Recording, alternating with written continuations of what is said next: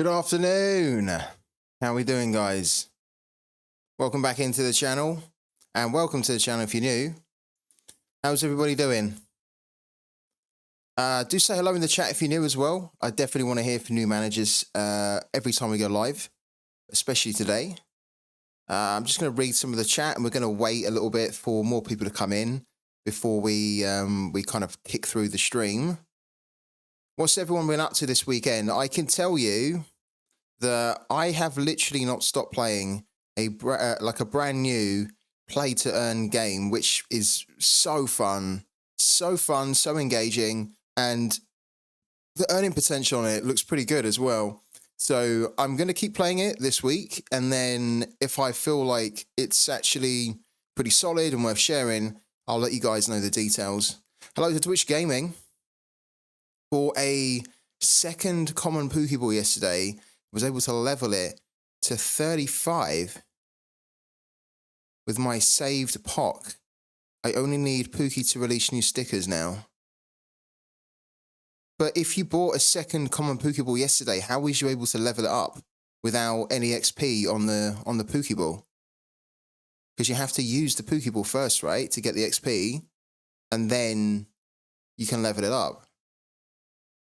So how was you able to level that one up?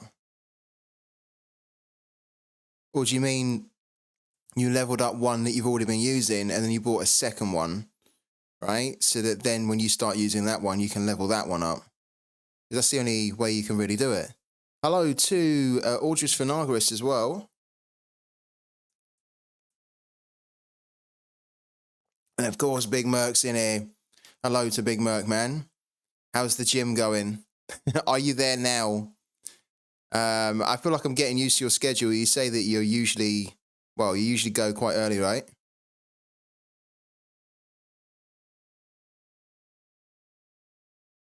Just got home. Love it. I love the gym grind that you're doing. Absolutely love it, man. You used your 2K saved POC to level it up after I bought it. I didn't know that was a thing. I didn't know that was a thing at all. Because I thought that the Pokeballs actually had to have XP, right? Because it's the XP that you earn on them from playing with them, which then takes you to those levels, right? It's not really a case of you've got tons of POC so you can just level the ball up, no? Because look, this is a level 0 common, but I need PXP. I need the XP on it. And I get the PXP from using it. So once I use it, then it takes me up the levels. But it's not like I can use the 893 just to start taking this up levels. Look, that's what I don't understand. Twitch Gaming is that you've said that you've just basically spent 2K on a level 0 common Pokeball and taking it up to 35. But how? It doesn't allow you to do that, surely, does it? It doesn't allow you to do that. No way. Is this a bug? It says, look, you don't have enough PXP. You can complete with your POC. Oh, I did not know that. I'm not kidding. I did not know that at all. I genuinely did not know that. I just always looked at this. Oh my God. This is such a revelation to me. I've just always looked at this here as in I don't have enough like XP. Right? It says you don't have enough PXP, I don't have any, but then I never really properly read this. I just always assumed that it was saying you can't complete it, but it's actually saying you can. Oh my God. I learned something here today. Wow, Twitch Gaming, kudos to you, man, because I did not know that at all. I genuinely did not know that. And that's one of the things where with the update, I was thinking to myself, God, how am I going to have enough time to kind of like use these Pokeballs here and then earn the POC, right? Because I thought I'm going to have to use them in order to get them up, but no. Wow. I didn't know that. I can't believe I didn't know that. Unbelievable. I've been playing this game for like 10 months or so. I honestly didn't know that. So thank you, Twitch Gaming. Yeah, thank you. Yeah, I could technically take this up, couldn't I? I mean, this would cost me a lot of POC, but if I wanted to, I could take it up extra levels. Wow. Okay, so that's completely changed things for me now. that's changed a lot.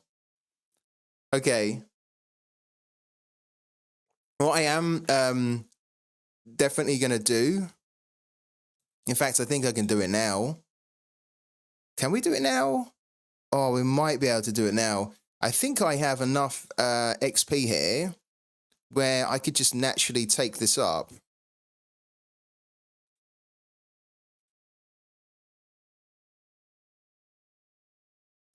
So you can see here we've only got 407.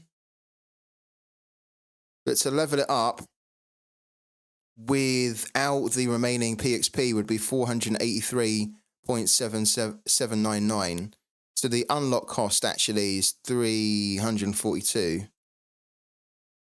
Oh, okay, the total cost, right. So that's how much. Wow, that's kind of expensive, right? If I was going to do it for this one, I didn't realize it's this plus this here. It's the two. God, I honestly didn't know that.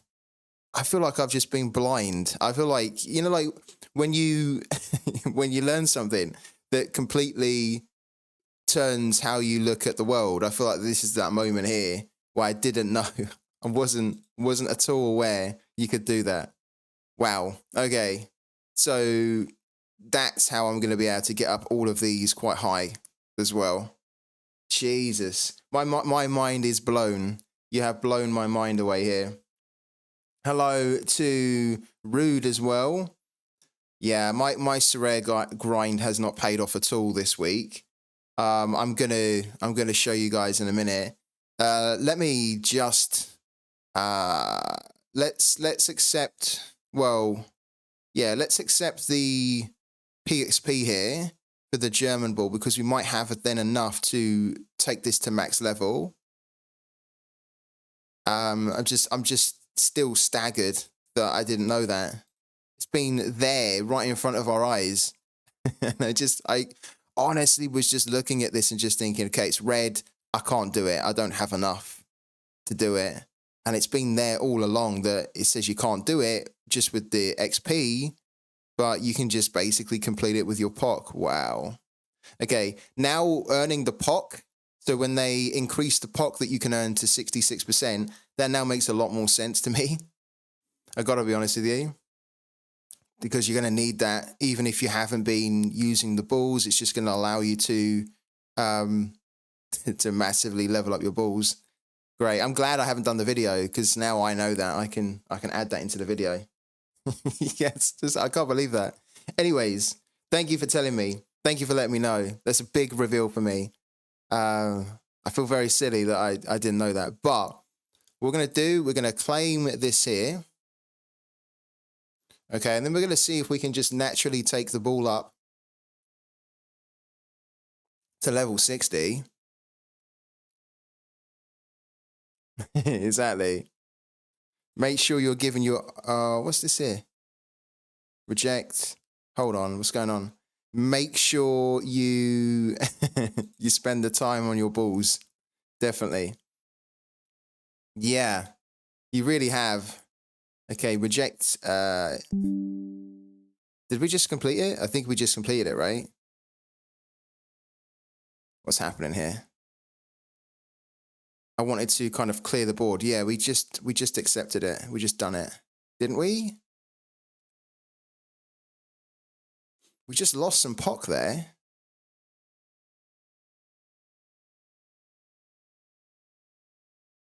Fuck, why did we just lose some POC? Oh, because we... Okay. Well, I'm so confused right now. Why have we just lost POC?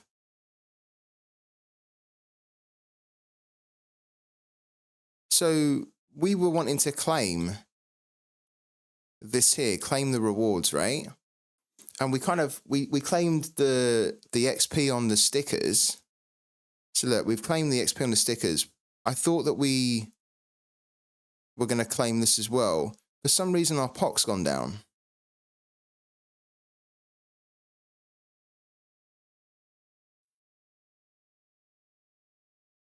Oh, did I really do that? I really didn't want to do that. Oh, you're right, I did, yeah. I leveled this one up. Oh, man. Oh, okay. That's not what I wanted to do, but at the end of the day, I guess it gives us a bit of a start on getting that one leveled up. Oh, what have you done to me, Twitch Gaming? You've wasted some of my pocket. I have, but you put that seed in my head now where this has completely blown my mind on what you can do here. And I thought actually I was going to reject that, but yeah, sometimes in the like with the transactions on MetaMask, sometimes I find that if you don't reject it properly and then you just leave it, you close it, and then you go back and you do another transaction, sometimes it always looks like, and it does proceed with the previous one. It did actually say, didn't it? You've got a pending transaction, and I really should have just gone down to the bottom of the wallet and said reject all transactions there. All right, whatever. So let's claim this now. Yeah, confusing start. Confusing start to the stream, but in a good way. Definitely.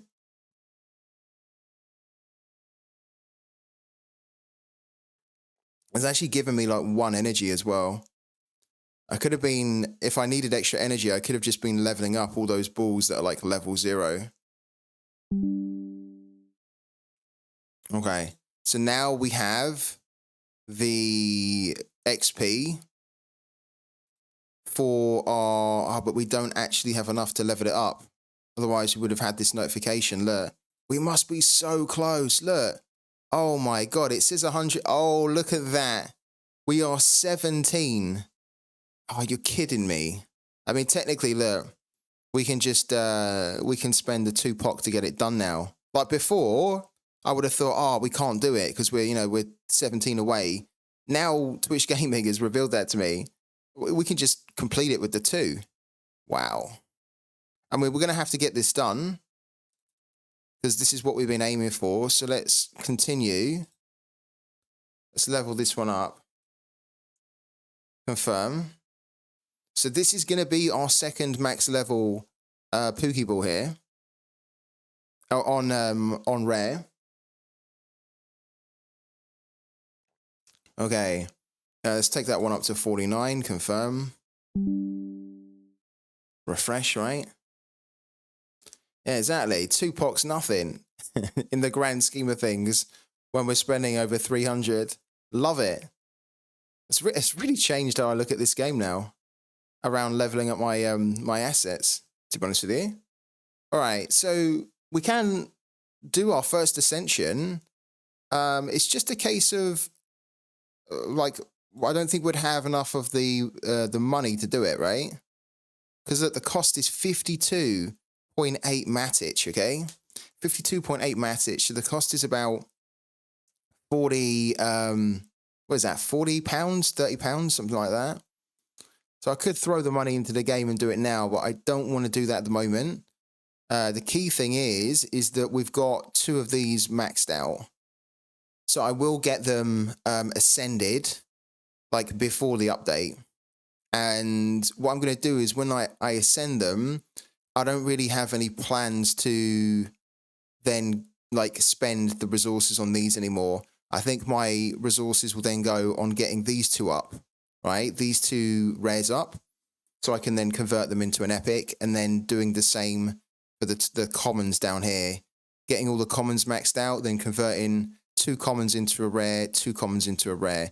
So there's not really like an urgency anymore to, like, if we were still kind of like playing this properly with the current game in mind, then there would kind of be an urgency to like ascend it and then start using the new ascended epic. But there kind of isn't, as long as we just get that ascended before August, which of course we're going to do, then that's the main thing. Because once it then turns into an epic, a level 0 epic, I don't think I have any plans to be using that ball too much after that. Because it's then just a ball where I'm going to be able to get $400 for it. And I could keep using it. I could keep leveling it up, I guess, right? And then what that will do is it will just give me a little bit more extra value, but not significantly enough, I think, to be using these pooky balls over these ones here. I almost want to be using these ones straight after, so that then the PXP that I can get keeps the pot cost down, now that we know that, so I can level them up for cheaper. Yeah. Yeah, exactly. As long as I've got to the point now where I can ascend, as long as I ascend before the update, that's the main thing. Yeah. Hello to Mark Gork as well. Yeah. I only just discovered that. Yeah. I was not aware of it at all. You learn something every day is expression, right? And I definitely learned something here today. So great stuff. Really love it. Let's mark that as red. Do we do the stickers as well whilst we're here?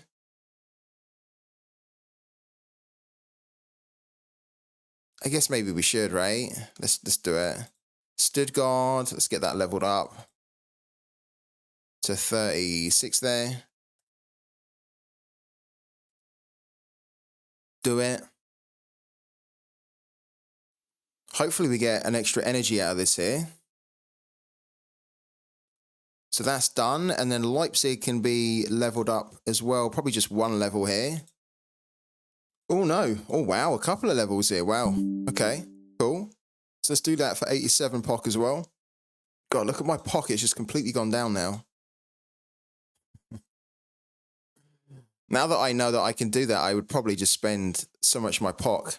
But I'm not going to, because I need to save it for my rares. All right. So that's done too. Does that not give us an extra energy? No, it doesn't. We've still just got one. Okay. But at least they're all done for the time being. Yeah, so now the next priority is going to be using this ball as much as we can. So we can get this up to level 60. And then using this one straight after as much as we can to get this one all the way up to level 60 as well. Then we're going to ascend those two and create a $400 ball from two $80 balls there, which is, again, amazing. Such a great feature in the game. And then it'll just be a case of seeing if we've got enough time and resources around the POC to be able to afford to squeeze in leveling these up and maxing these out and then ascending them. I know, yeah. Yeah, now that I know that, the secret's been, it's not even a secret, but now that feels like, a complete new revelation to me, which it is. There's almost a temptation for me to start getting these up really quickly using the POC, but you're right, Mark. I think I need to be saving. I like to have a little bit of a reserve, and this is already kind of too low for me. I like to have around 1,000. So yeah, I don't know how much it's going to cost us to level this up. Okay, so if we done it without any of the PXP alone, we don't have enough for it. But I think if we got the PXP, then it shouldn't cost us that much what we've got. Okay. It has, yeah. I honestly, I just can't believe I've been playing the game for like 10 months and never knew that. Craziness, really. Whilst we're here, we might as well talk about my game week on Pooky. It wasn't that great, to be honest with you. It's too light, isn't it? Let's leave it for now. If it gets too light, just let me know, and then I need to draw the blind to deal with the exposure. But I think for now it's kind of okay. This is how we done from the last game week on Pooky. We entered the German league, and I'm winning 0.47 Matic, so yay! Champagne parties all round. Absolutely killed it. The drinks are on me. I think we won here about 30p, is that? I think it's like 30p from the German league. So a bit of a shocker. Really, let's dive into it. It was a shocker for a few reasons. First of all, we didn't have an exact score. So we went for 3-1 in every game. It wasn't 3-1 at all anywhere. So we didn't get an exact score. We came very close with the Dortmund one at 2-1, but it wasn't enough. And then, we had one game where we didn't get any points at all. And then because, I don't know why, but maybe it was because of the score that we picked, we didn't get a huge amount of scores from the rest of the games, right? So here, for example, if this had been over 2.5, then we would have got over 100 points here. Also, this one, no, sorry, not this one, this one, the fact that Bayern won, but it didn't go over 2.5, really limited our earning potential here, our points, and the same here. That Augsburg, we correctly predicted that they would win, but we needed it to go then over 2.5 in some way in order for us to have got like over 100 points there. So we kind of got a lot of the outcomes correct. Look, we said Leverkusen would win, they did.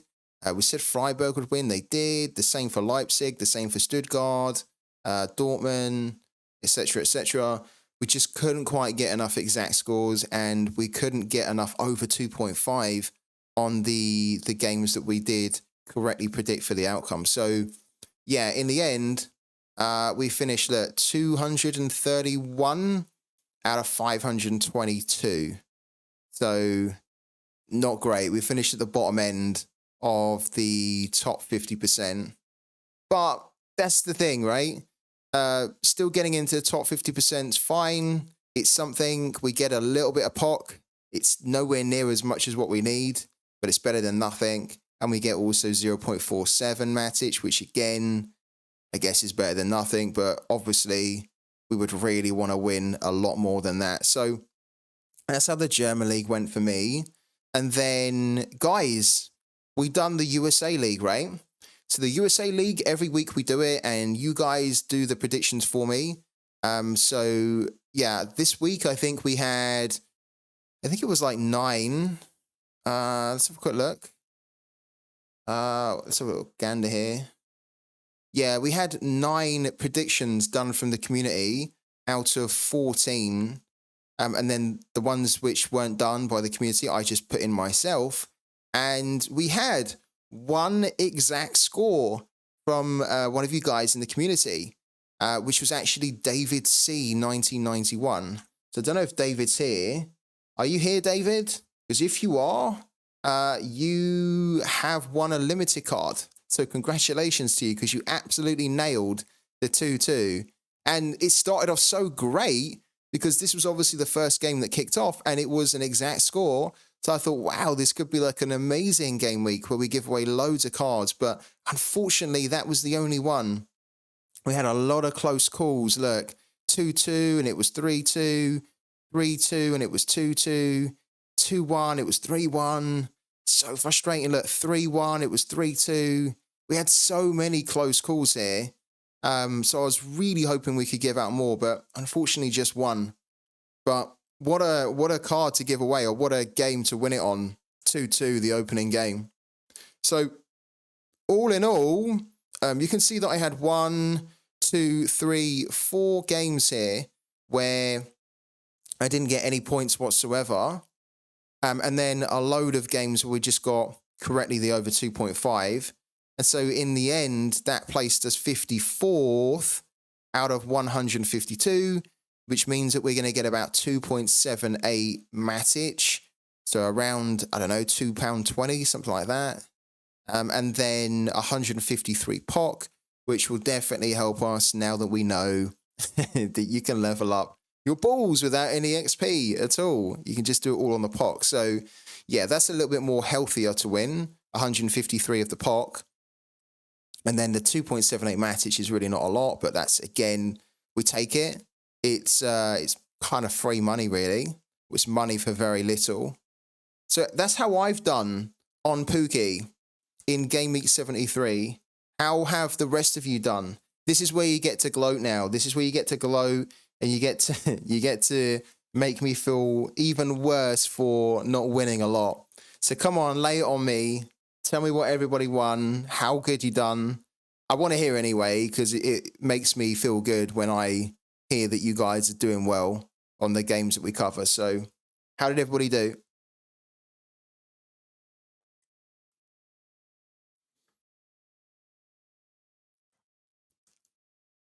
You won 5 POC. Well, at least you can use it to level up. Good old 5 POC. You probably can't actually use it to level up, can you? I guess 5 POC doesn't give you anything, even at a level 0.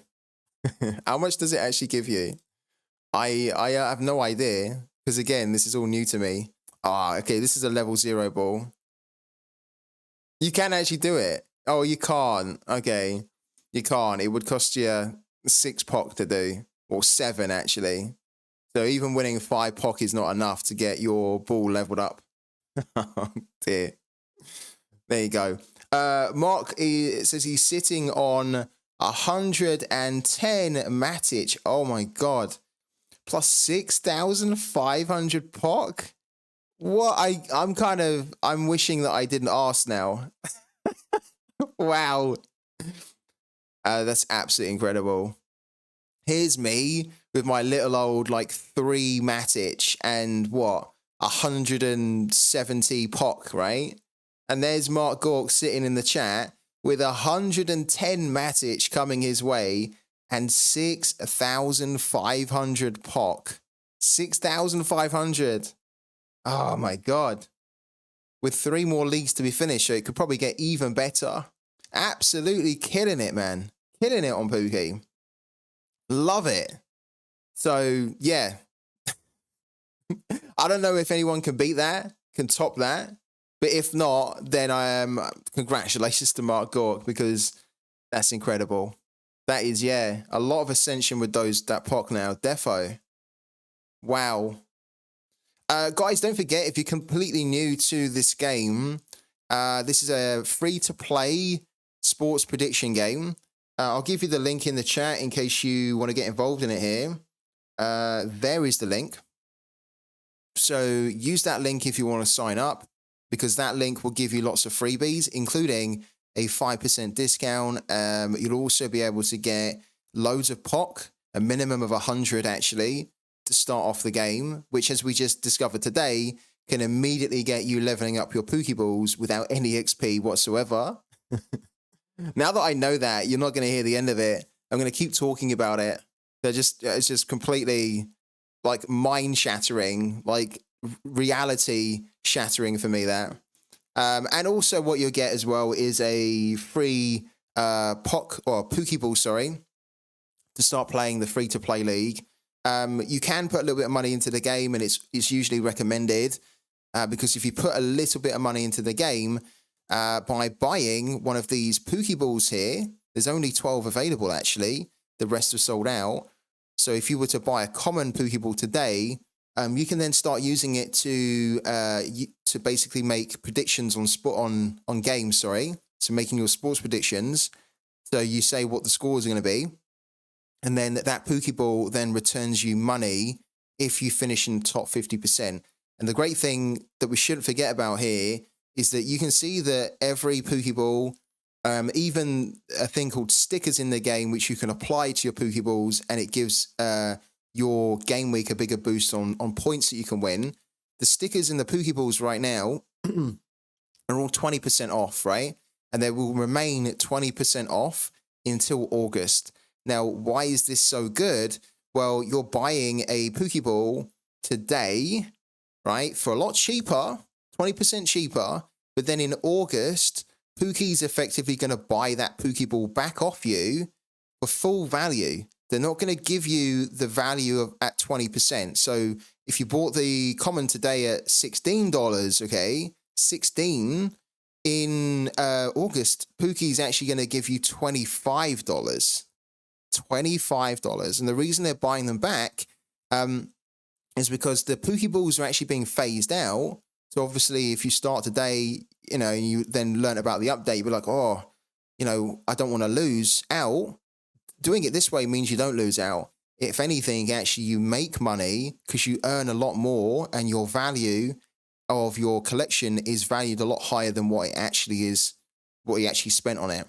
And then you get the credit basically you get a value credited to you, which then allows you to go and buy and spend on the passes because it's going to be a new format in August. So what I'm saying here is that if you're not playing Pooky, this is a golden opportunity to get in and buy cheap and then to sell for profit. Good profit, sell for good value that you can then use to give yourself a head start and a strong start in the new format. And if you are already playing Pooky, this is, again, still a golden opportunity to make sure that you get ahead in the new format too. Getting extra Pokeballs for cheap then means that in August, your account is going to be valued a lot higher. So it's basically free money in your account. And that's going to give you a good start in the new format. Hello to David. He's here. David, we were waiting for you, man. We were waiting for you. We were just talking about you as well. How you are the only person. Let me bring up the spreadsheet.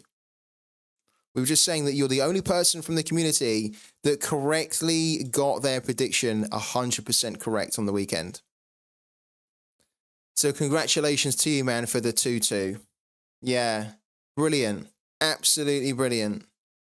Like, what a prediction as well. I think I even said when you put the prediction in that I liked it. 2-2, I could definitely see in that game. I liked a lot of others as well. So I'm really gutted that we didn't get more because I feel like there was some really good predictions in here that should have really come off, but very unlucky. But yeah, congratulations to you, David, man. So here comes the good moment. You get to choose a limited card that you want, and we're going to send it to you right now. So we go into the giveaways here. Which limited card do you want? There's a handful in there. So feel free to go to my gallery and check this out yourself if you want, if it's easier.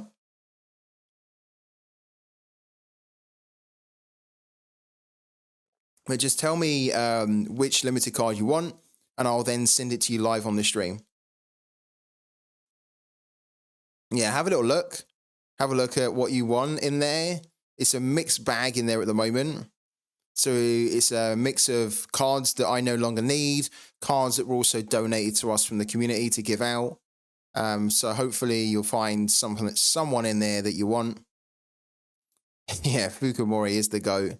Yeah, he really is, isn't he? It's going to be great when you can use Fukumori again for scoring. Same for Marlon.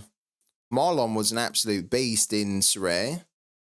So fingers crossed that he can get back into the top league and then start scoring.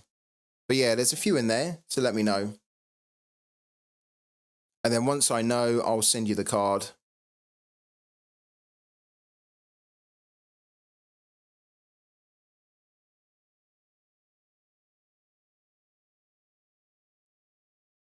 I'd love to put some of my Una into that, but it's kind of stuck. Yeah.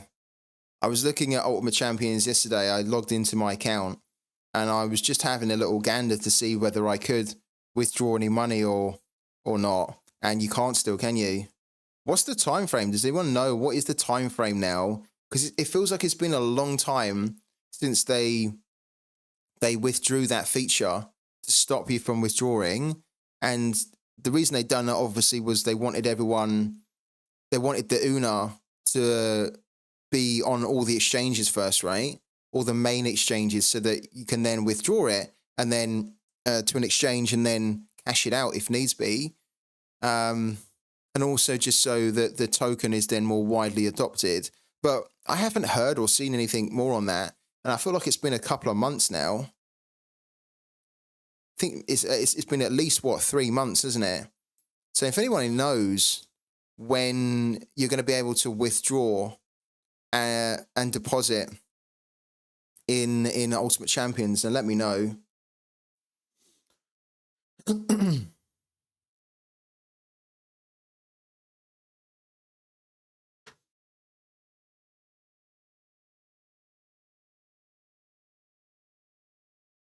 Also, Twitch Gaming, I didn't mention this. I've only just seen it now, but thank you, man, for the Prime again. Appreciate it, man, a lot.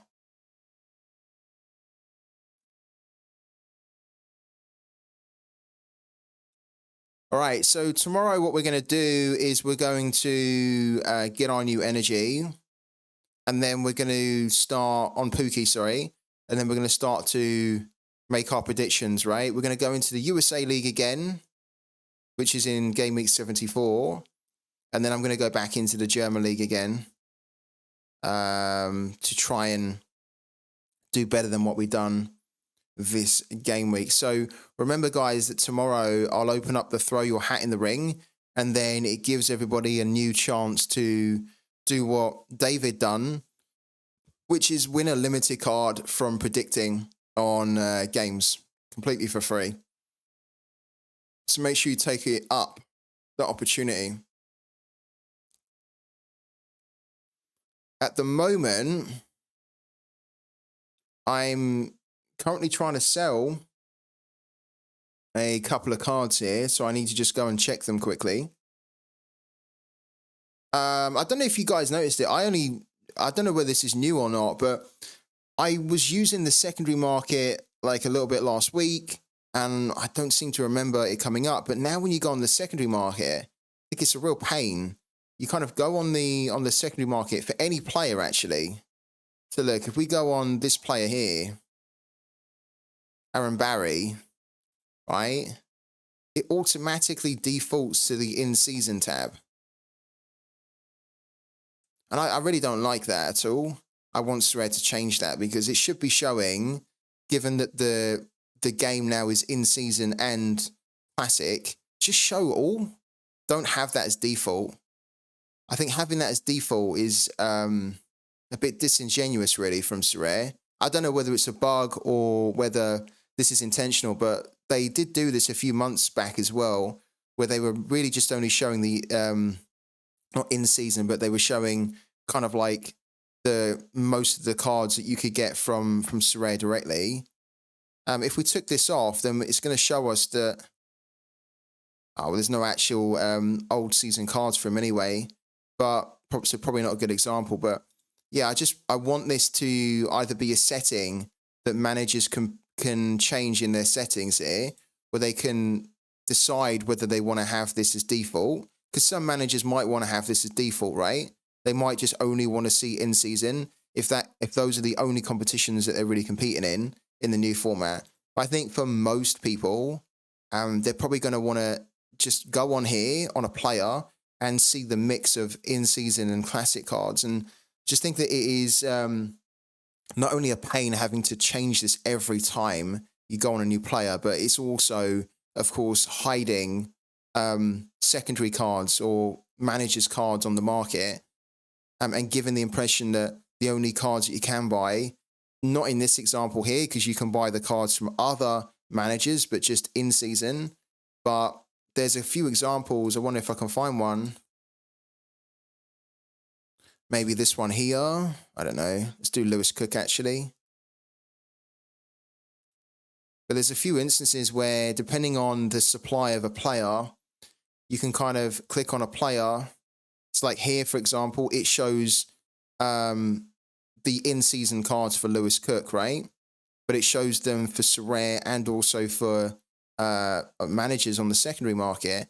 But what about the guys that are trying to sell the classic cards here? Why should they be hidden? You know, when we're talking about a format that caters for classic and in season. So I think just naturally it should show all of them, unless you then specify. And maybe in the settings, you can say, I only just want to see in season. And then every time you go on a player, that's the only types of cards you see. But just don't really like that. I don't want that to remain in the game. I don't think it's fair for these guys here that are offering a good alternative and also are offering cards that you can use in, of course, in-season competitions and also classic.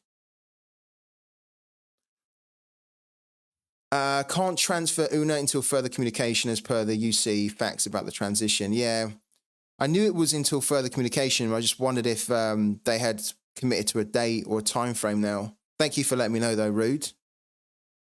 Did your Stuva sell? No, I don't think he has. No, he hasn't sold. If you want him, please buy him. Yeah, if you want him, please buy him. I need to check all my players that I'm trying to sell at the moment, before we get started looking at the midweek. I'm selling a lot, actually. Una is planned to be listed on the blockchain in Q2 of 2024. It was initially planned to be listed on the Central Exchange in Q1, but it's delayed to make sure everything's working without any problems. That's the short version. Thank you, Twitch Gaming. Appreciate that, man.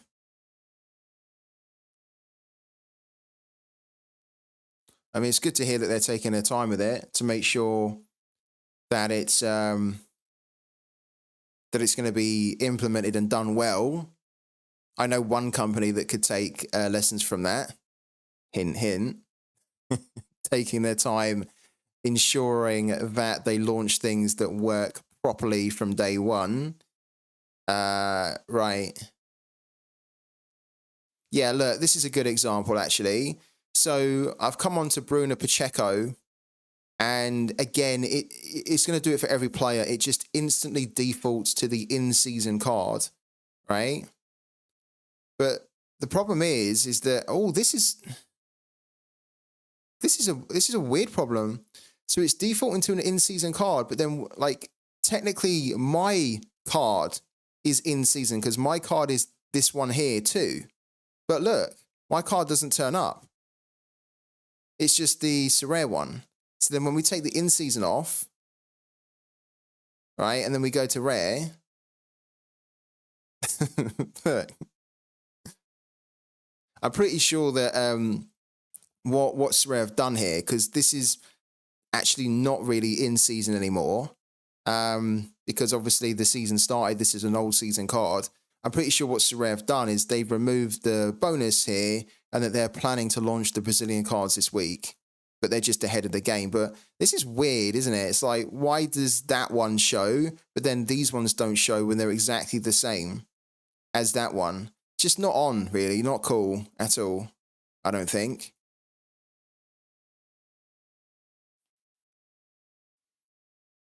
You will take Benjamin Santelli. Okay, good man. So, where do we send the card to you? What's your Sorare manager name?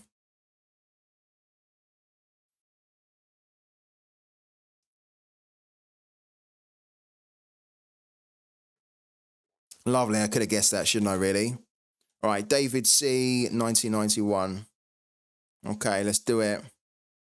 Congrats again, man. I thought your prediction was brilliant. Really good. So, deserved. There we go.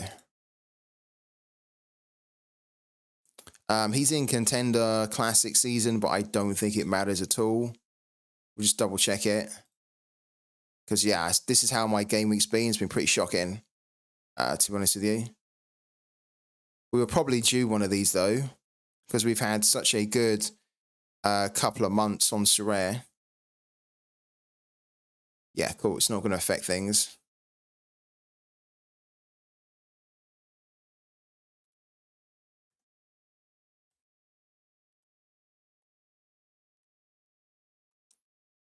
Cool. There you go, man. He's all yours. So enjoy. And thank you so much, David, for your prediction. I hope that you do another one for us this week on the Throw Your Hat in the Ring. Very welcome, man. Let's go back here really quickly. We can't actually do anything with this card because I didn't buy it that long ago, 3 days ago, actually. Okay, so that needs to stay, I think.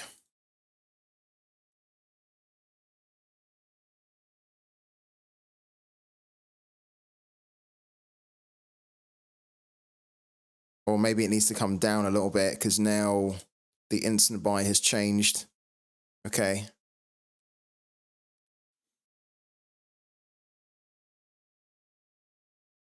Yeah, let's do that a little bit then.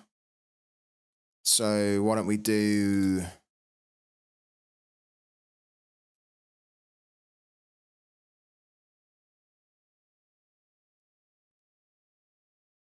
Yeah, let's do that. 1339, actually. Let's do that. 0.0052.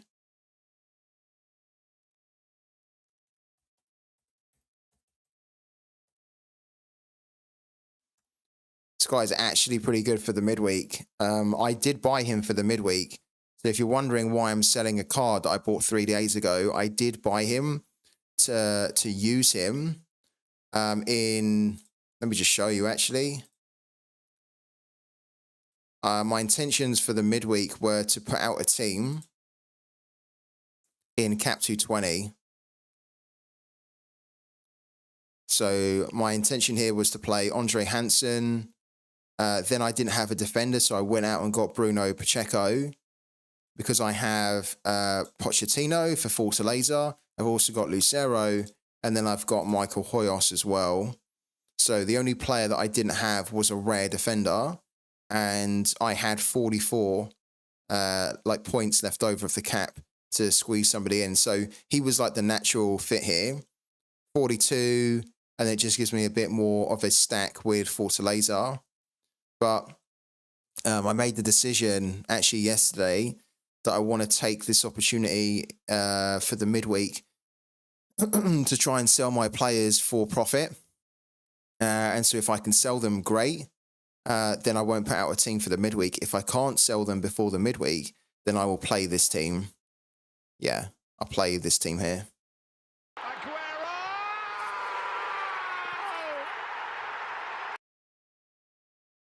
David Corporal, thank you so much for the sub, man, the 3 months of support. Hugely appreciated. So thank you and welcome back in. Do tell us how your weekend's been on Sorare, man.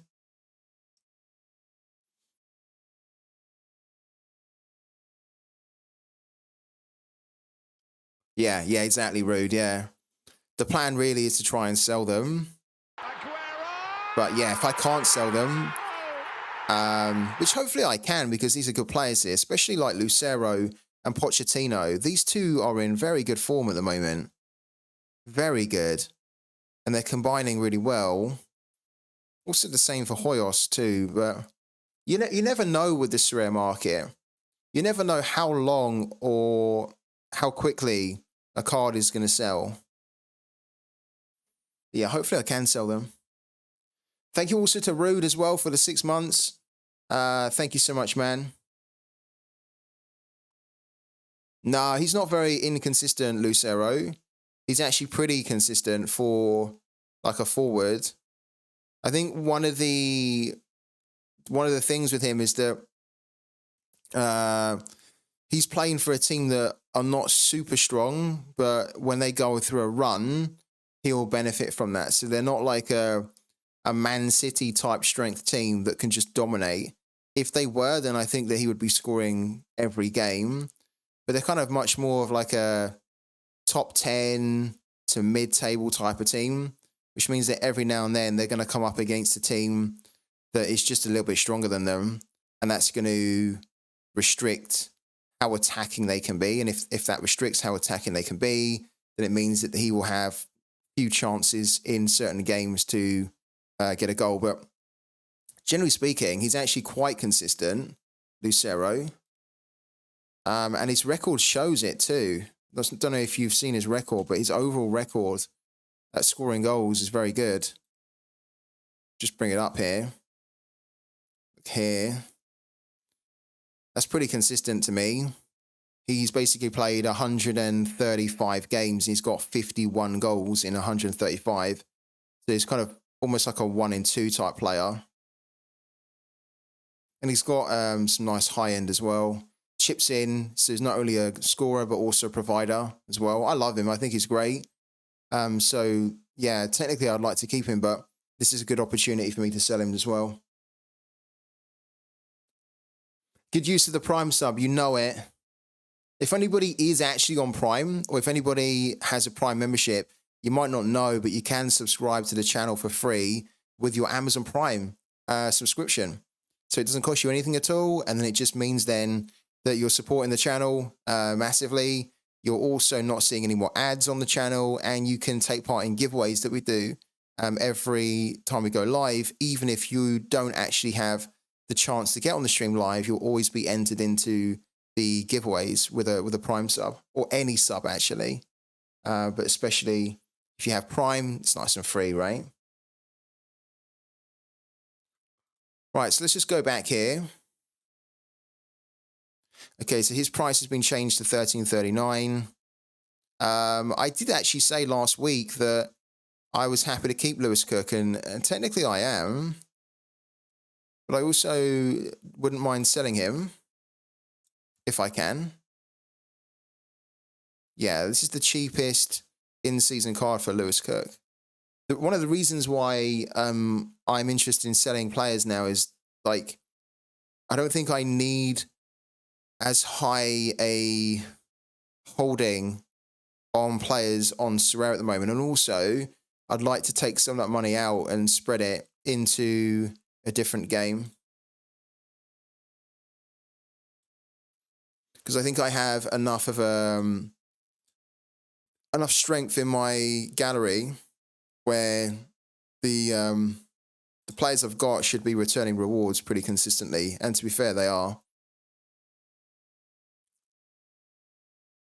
Yeah, no, I don't like it either. You know I don't like it as well. The list or play. Never been a fan of it. I feel like the list or play really goes against the whole Web3 ownership aspect. You know, like if I own that card, it should really be up to me whether I can list it and play it, rather than being told you've either got to list it or play it. Kind of almost goes against the principles of Web3 digital ownership. If I own it, then it's really up to me what I want to do with it. But also at the same time, probably the counter argument is that it's Sorare's game, so they can do what they want. They set the rules, right? Just think that it's a little bit against what they probably truly believe about Web3. But I also still think that they put list or play in just to try and stop the rot with the card prices. And look, to be honest, it hasn't really done a huge amount. It's kind of stabilized a little bit, but the card prices still suffer. Wisdom Mania. Hey, FTS got 438 points in limited challenge this week. I get $10 as a reward. Whoa, really? So you put them in limited challenger for the in-season and your reward is $10 for 483. That's awful. That's terrible, man. That's really bad.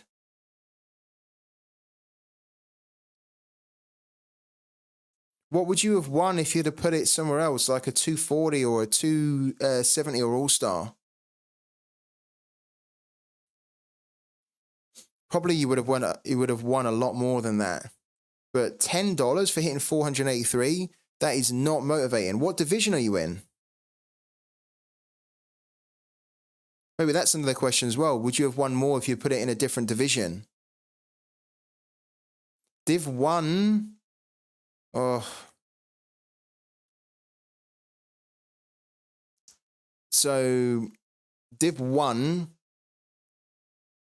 I guess technically is very, very competitive, but still you would have liked to have hoped that.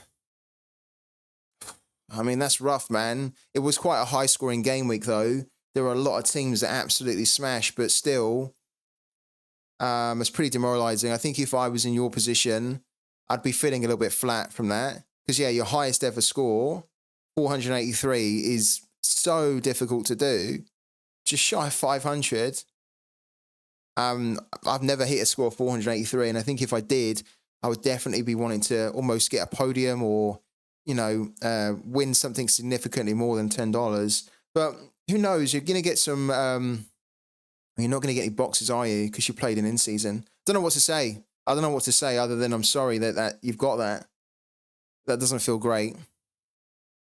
Would you have won more if you'd have gone into Division 2, Division 3? Have you kind of worked that out yet? Because it might be worth doing. I don't know whether that's actually going to make you feel better from working that out, but yeah, you can't really be earning that. Maybe it's a case that you look at a lower division.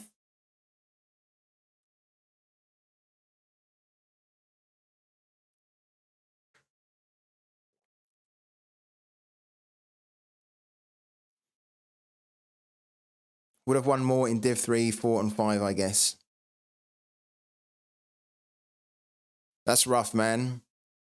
I honestly, like, I wouldn't like to be in that situation. Yeah, I hear you. I think this is why the divisions and the new formats are kind of interesting now, because it's not just a clear cut of I'm in the high division, I got promoted up to it, let's hit that. Sometimes there are actually better opportunities to play your strongest team in a lower division, which is what we're finding. But yeah, it was very high scoring, especially in Challenger. Because in Challenger, for example, I think the PSV boys just absolutely smashed it. So they already set the points total really high. And there's like a load of managers that are running like PSV. So yeah, you were already up against it, being in Challenger with PSV, smashing it. Yeah. This is another thing that I think is probably one of those considerations that can get a little bit overlooked, or maybe it's easy to not put the emphasis on it. But when you're kind of going in different divisions and different tiers now, you're not only having to think about what division is best, but you're having to also think about, well, who are the teams, right, in game week that with their fixtures can potentially just hit a mad score. And if they have that mad score, will my team be able to outscore them? And in this situation here, this game week, it probably would have been a case of looking at PSV and thinking, right, loads of people have PSV players, loads of people run PSV as a stack. Can the players I've got potentially outscore PSV? And probably it would have been like, no. And obviously it didn't. But yeah, brutal, man. Brutal. Yeah, they will reallocate the All-Star and Cap rewards, yeah. They will do that.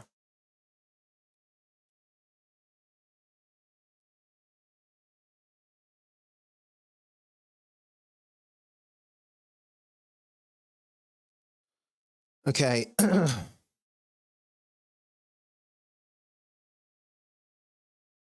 Right, sorry guys, I want to get this done. I just need to double check that to like here, I've been a little bit scuppered there for a sale. So like this is a good example. Look, you go on to Andre Hansen, right? And it kind of looks like there's no cards at all of Andre Hansen. They need to, you know what? I don't have an issue with this. I keep saying it. I've said it for months and months and months, right? What Sorare almost need to get into the habit of doing now is giving people the option. So fleshing out the settings here more. This is a very simple fix where you just put in the settings, whether you want to have this as default or not. And there'll be lots of people that won't want to have it, and there'll be some that will, and that's fine. But I definitely don't want to have this as default. And I hate the fact that every time I go on a player, I have to keep turning it off to then see the full market, right? To see actually what's there. So really hope that they change that this week. It's a little bit annoying. Let's become the most competitive card here, competitively priced card anyway. Let's put, what is the 810? Okay, let's go in at 8 then. Let's go in like that. Do it.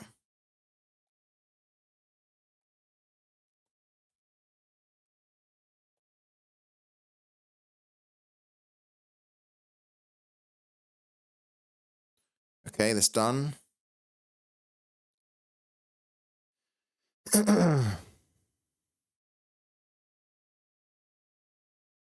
Aaron Herrera, you can actually start to understand why I'm trying to sell these players now.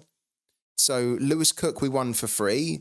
So this is kind of technically pure profit here. Luka Susic, we won for free as well as a reward. So again, I wouldn't mind cashing in on these two here if I can. Andre Hansen, we bought for £3.85 17 days ago. He's now selling for about £8. So you guys know that I will try to sell my players if I can make double to 2.5. or even 3. So 2.5 and above is ideal. And we can definitely do that here, which is why he's up for sale again. Or now he's up for sale.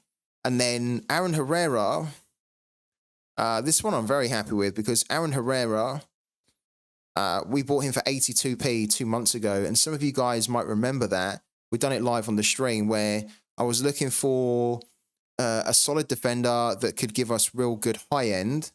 And Aaron Herrera is the perfect example of that. Look, this is how he scores quite regularly, actually. So 82p was a steal.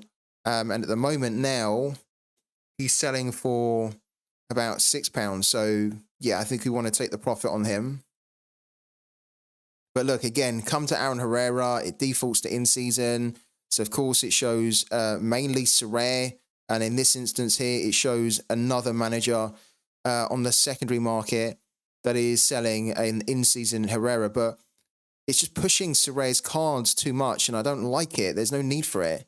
There's no need for Sorare to be aggressive in how they promote their own cards, right? They've already done that with the competition format. They basically said, and collections, they've said, it's in your interest to get new season cards from us because you get a bigger bonus on your collection. It's in your interest to buy cards from us because we've structured the format now so that you can play these competitions where you can win significantly more. Most of the time, we've heard from Wistomania, it hasn't quite worked out for him this weekend. But it's in your interest to earn the cash because that's often going to be worth more than the cards that you can get. So that's why you should be buying in-season cards from us, right? They've already done so much naturally in the game to incentivize and promote buying directly from them. They don't need to do this here. They don't need to be that aggressive where they're then hiding everyone else's cards. Because I'll be honest with you, stuff like that, maybe it's just a mistake or a bug, but stuff like that I find quite underhand and really unnecessary, actually. And it's the sort of thing that I don't like and I will not be happy with long term. So I hope that they change it soon. Because it's great to be able to see everyone else's cards and then to compare them. So, for example, here, we've got Aaron Herrera, which is being offered by Da Hirsch. And it's an in-season card that the another manager's selling, right, on the secondary market. Well, if we don't want to go for the in-season, but we still want the player, it's quite nice to just automatically see when you go onto the player that I can actually pick him up for £5.95 straight away. There's a decent amount of bonus on him as well. And that's quite a difference, right? So they really don't need to be that aggressive with it. I hope that they change it soon. Let's take our listing down. Let's just undercut that one a little bit.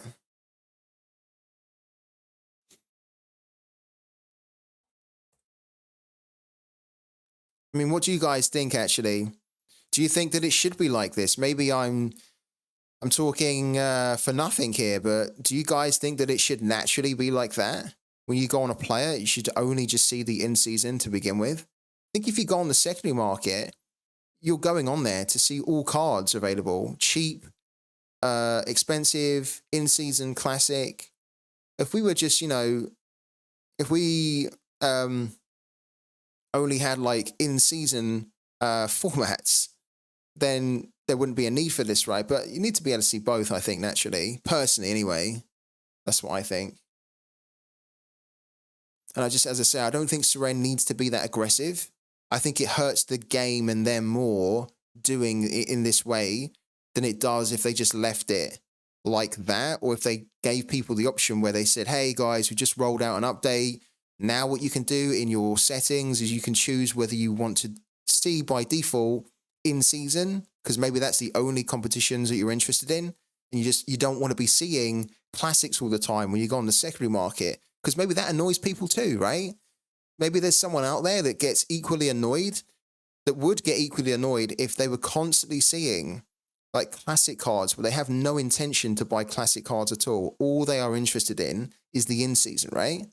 So this is why I always say, I don't understand why Sorare cannot just give stuff like this as a preference in the settings, and then everyone's happy, It's a win-win. And it means that Sorare is not pissing people off as well by just looking like a bit of a greedy company that's just trying to get all the money from the game and from their users, rather than allowing sellers and allowing buyers to come together and find the cards that they actually want easier, you know? Let's do that 590.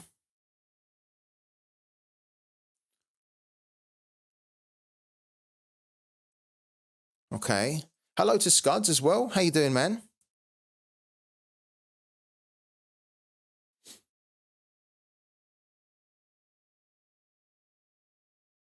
You mean even as only in-season player, you can still use the classic cards? That's what you mean, isn't it, Scuds?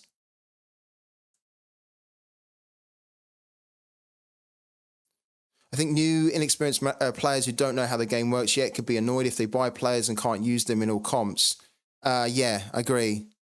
I think if you're new to the game, this is the danger as well with having this kind of setting set as default, is that, like, for example, here, you know, like maybe, okay, if I was a new user, I'd be coming on and think, okay, can I buy a card of Andre Hansen? And they'd sort of type in Andre Hansen and they'd be like, okay, there's no cards available for him.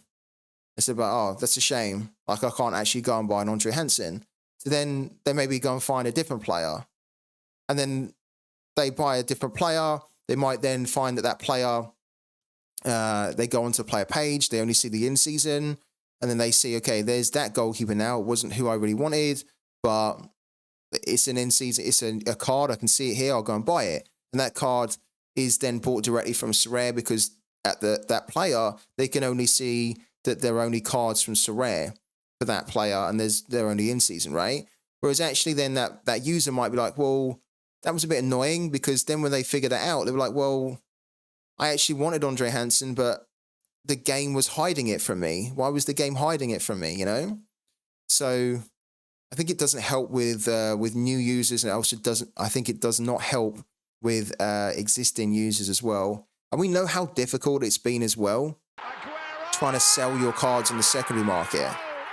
Like, for the last year and a half, 2 years, it's been at times incredibly difficult to get offers, to get your listing sold at the listing price. It's been difficult to get offers at times, and this here is definitely not going to help. This is going to make it worse. So yeah, I had to send a tweet out about it this morning, and I tagged Sorare in on it. I really hope that Sorare listen and that they fix this, or they take this off by default. And honestly, I'd be totally cool if they add an ability where it's a feature in the settings. You can either turn it on or turn it off by default. Then everyone's happy, and then Sorare can still also sell the cards that they need to. Hello to Pangelino. Thank you so much for the 17 months, man. What an absolute legend you are. How was your weekend game week? Oh, the less said about it, the better. We are gonna talk about it though. I haven't got round to it yet because I'm currently in the process of trying to improve my listings here so we can try and make some sales.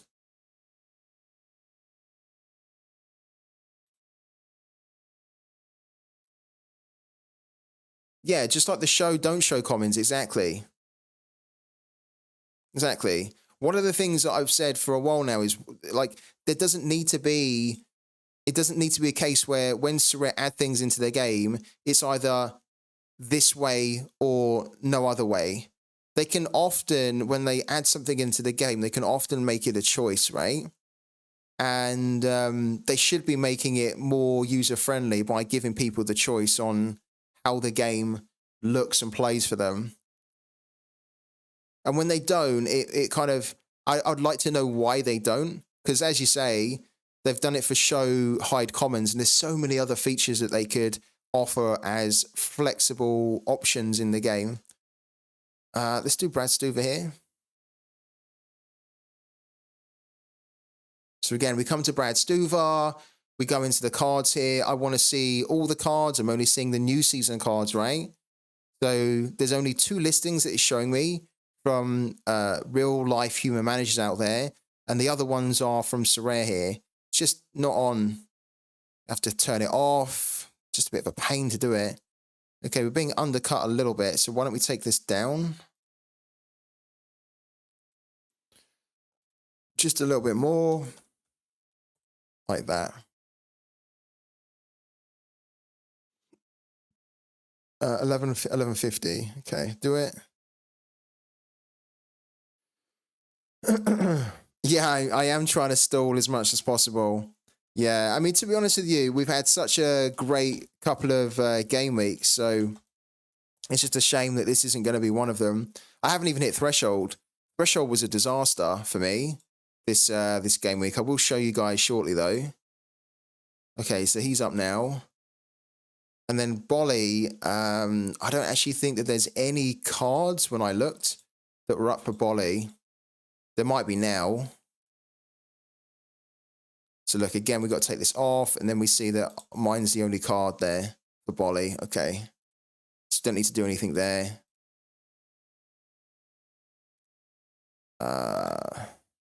Pochettino.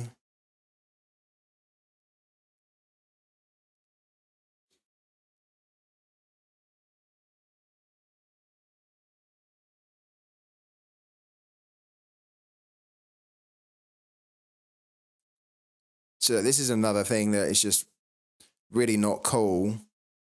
That my card is exactly the same really as this one, yet it doesn't get shown.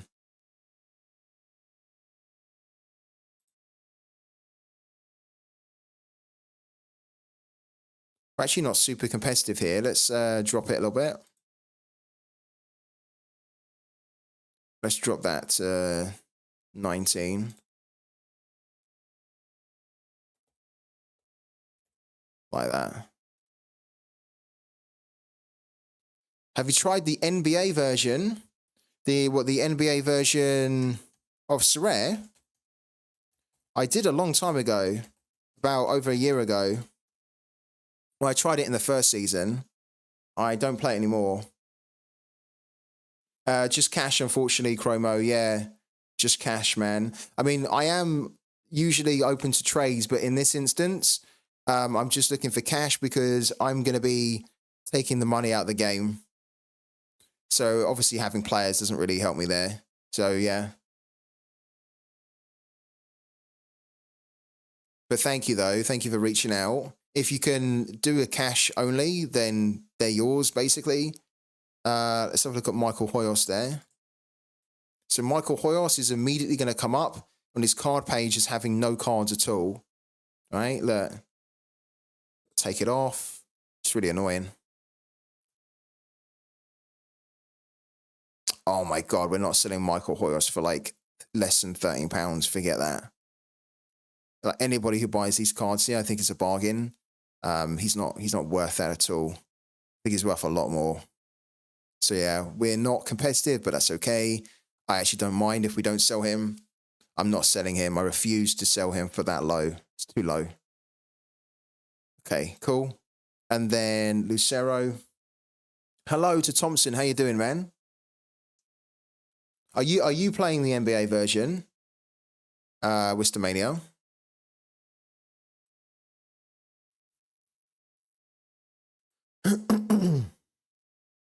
Yeah, I think we've got a good price point here. That's okay.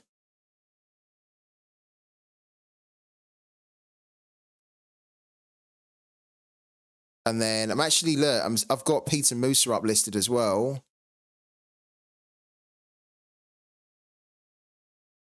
Let's see if we can sell Peter Musa. I've realized since the new format, he doesn't quite fit into like my teams that I put out. So to be fair, I'm still putting him into cap modes because I prefer to play him in the cap modes rather than play him in challenger because my challenger team's not super strong most of the time. So it'd be like a bit of a shame to put him in there where he's a very good player but would be wasted amongst like the dregs. So I keep playing him in cap 220. But I think he's probably going to be better in another gallery than mine. Yeah, we've got him up as well for cheapest there. That's fine. Played last season as well. My friend for 4UP only plays NBA. Prices for rare cards are so cheap. I'm considering getting back in. The market is super dead, so we'll consider that money as lost to us almost, yeah. We're seeing a bit of a pattern, aren't we, really, in Sorare with the prices. The same in NBA, the same in MLB as well, to an extent. Well, not to an extent, the same in MLB, where anybody who kind of got in on these, like, for example, anybody that really invested in, like, NBA cards early on, the first season, if they've held on to them, then hopefully they've won loads of rewards from them, right? But on face value of the card, the value of their card is worth so low compared to what they would have paid for them. But as you say, it makes it a great time for people getting into it now. But for those long-term holders, yeah, it's frustrating them, because if they want to sell them for close to what they paid for them, then good luck, basically. Because just the market's been driven down time and time again.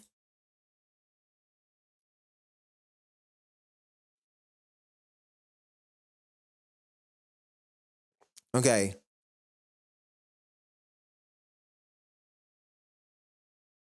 No, it's too low. This guy sent me an offer late last night as well for £8. It's too low. All right. We are now at the point where I can talk about my game week and how shocking my game week was. So, are we ready for it? Here we go. Right. Ta-da! So, no rewards this weekend. None. Not even threshold. Pretty disastrous game week for me. And it's a shame because, look, we've got some really good scores over here on the right. We had some players that really done very well. Herrera, who I'm now looking to sell, cheapest on the market. Herrera with a score of 93, doing what Herrera does, amazing. Tapia, I'm not selling. I don't have any plans to sell Tapia. But Tapia is now starting to show the potential that I was talking about a few months back when I bought him. So I think that this is going to be that year for Tapia. And it looks like it. He got a goal and assist for the second consecutive game, which gave him a score of 93 because he has very good AA as well. Tommy, oh, this is brutal. Let's run through the teams here, right? So, contender, here we go. I actually thought we had a fairly good chance to get a card here in this competition. And we were basically 18.73 points away. So we needed about 340 points. We got 321. If we had captained Tapia, then we probably would have just sneaked a card reward there, because the bonus from Tapia would have been so much better than Zampedri. But even though Tapia's been doing great, I actually didn't think that Tapia, for the second game running, would be able to get a goal and an assist. He's done that twice now. So I might have to start thinking about captaining Tapia a bit more. Look, goal and an assist there, goal and an assist there. He's really in good form at the moment.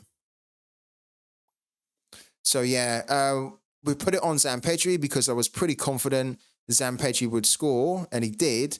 And I thought that maybe Zampedri would be able to get 2 goals there, or if he only got 1 goal, he might be able to have that one game where his AA is very, very good.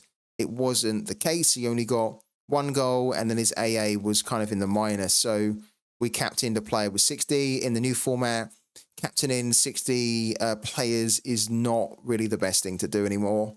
You need to be captaining a player that gives you a score of like 70, 80, 90, 100. 60 is kind of like bog standard, especially 60 with like no AA at all. So these guys done their job. You know, Pinares got involved in an assist. Zampedri scored. Tapia was all over it. The defense that's down here, if we had a better defensive showing, then we would have done very well here. So Gilia, the new goalkeeper we brought in, conceded 2, and Amperera had a bit of a shocker. So yeah, I'm glad we gave this a go, but it wasn't to be. Yeah, it is disappointing from Amperero, isn't it? Amperero doesn't usually score like this. Now, he doesn't usually score more than 50, But he definitely doesn't really score like this, like 29. It's a very low score from him. Had a really poor game. When you look at how he scored as well, like defensively, he done okay, but the goals conceded really didn't help him. And then possession-wise, look, he didn't really do enough here. He ended up having -2, and he never does anything in attack. So his defense and possession stats need to be really good, and they just weren't at all. Not winning enough tackles, not kind of winning enough duels, really. It didn't really win back possession enough. Yeah, disappointing. But I like that we got this stack here for another few game weeks, right?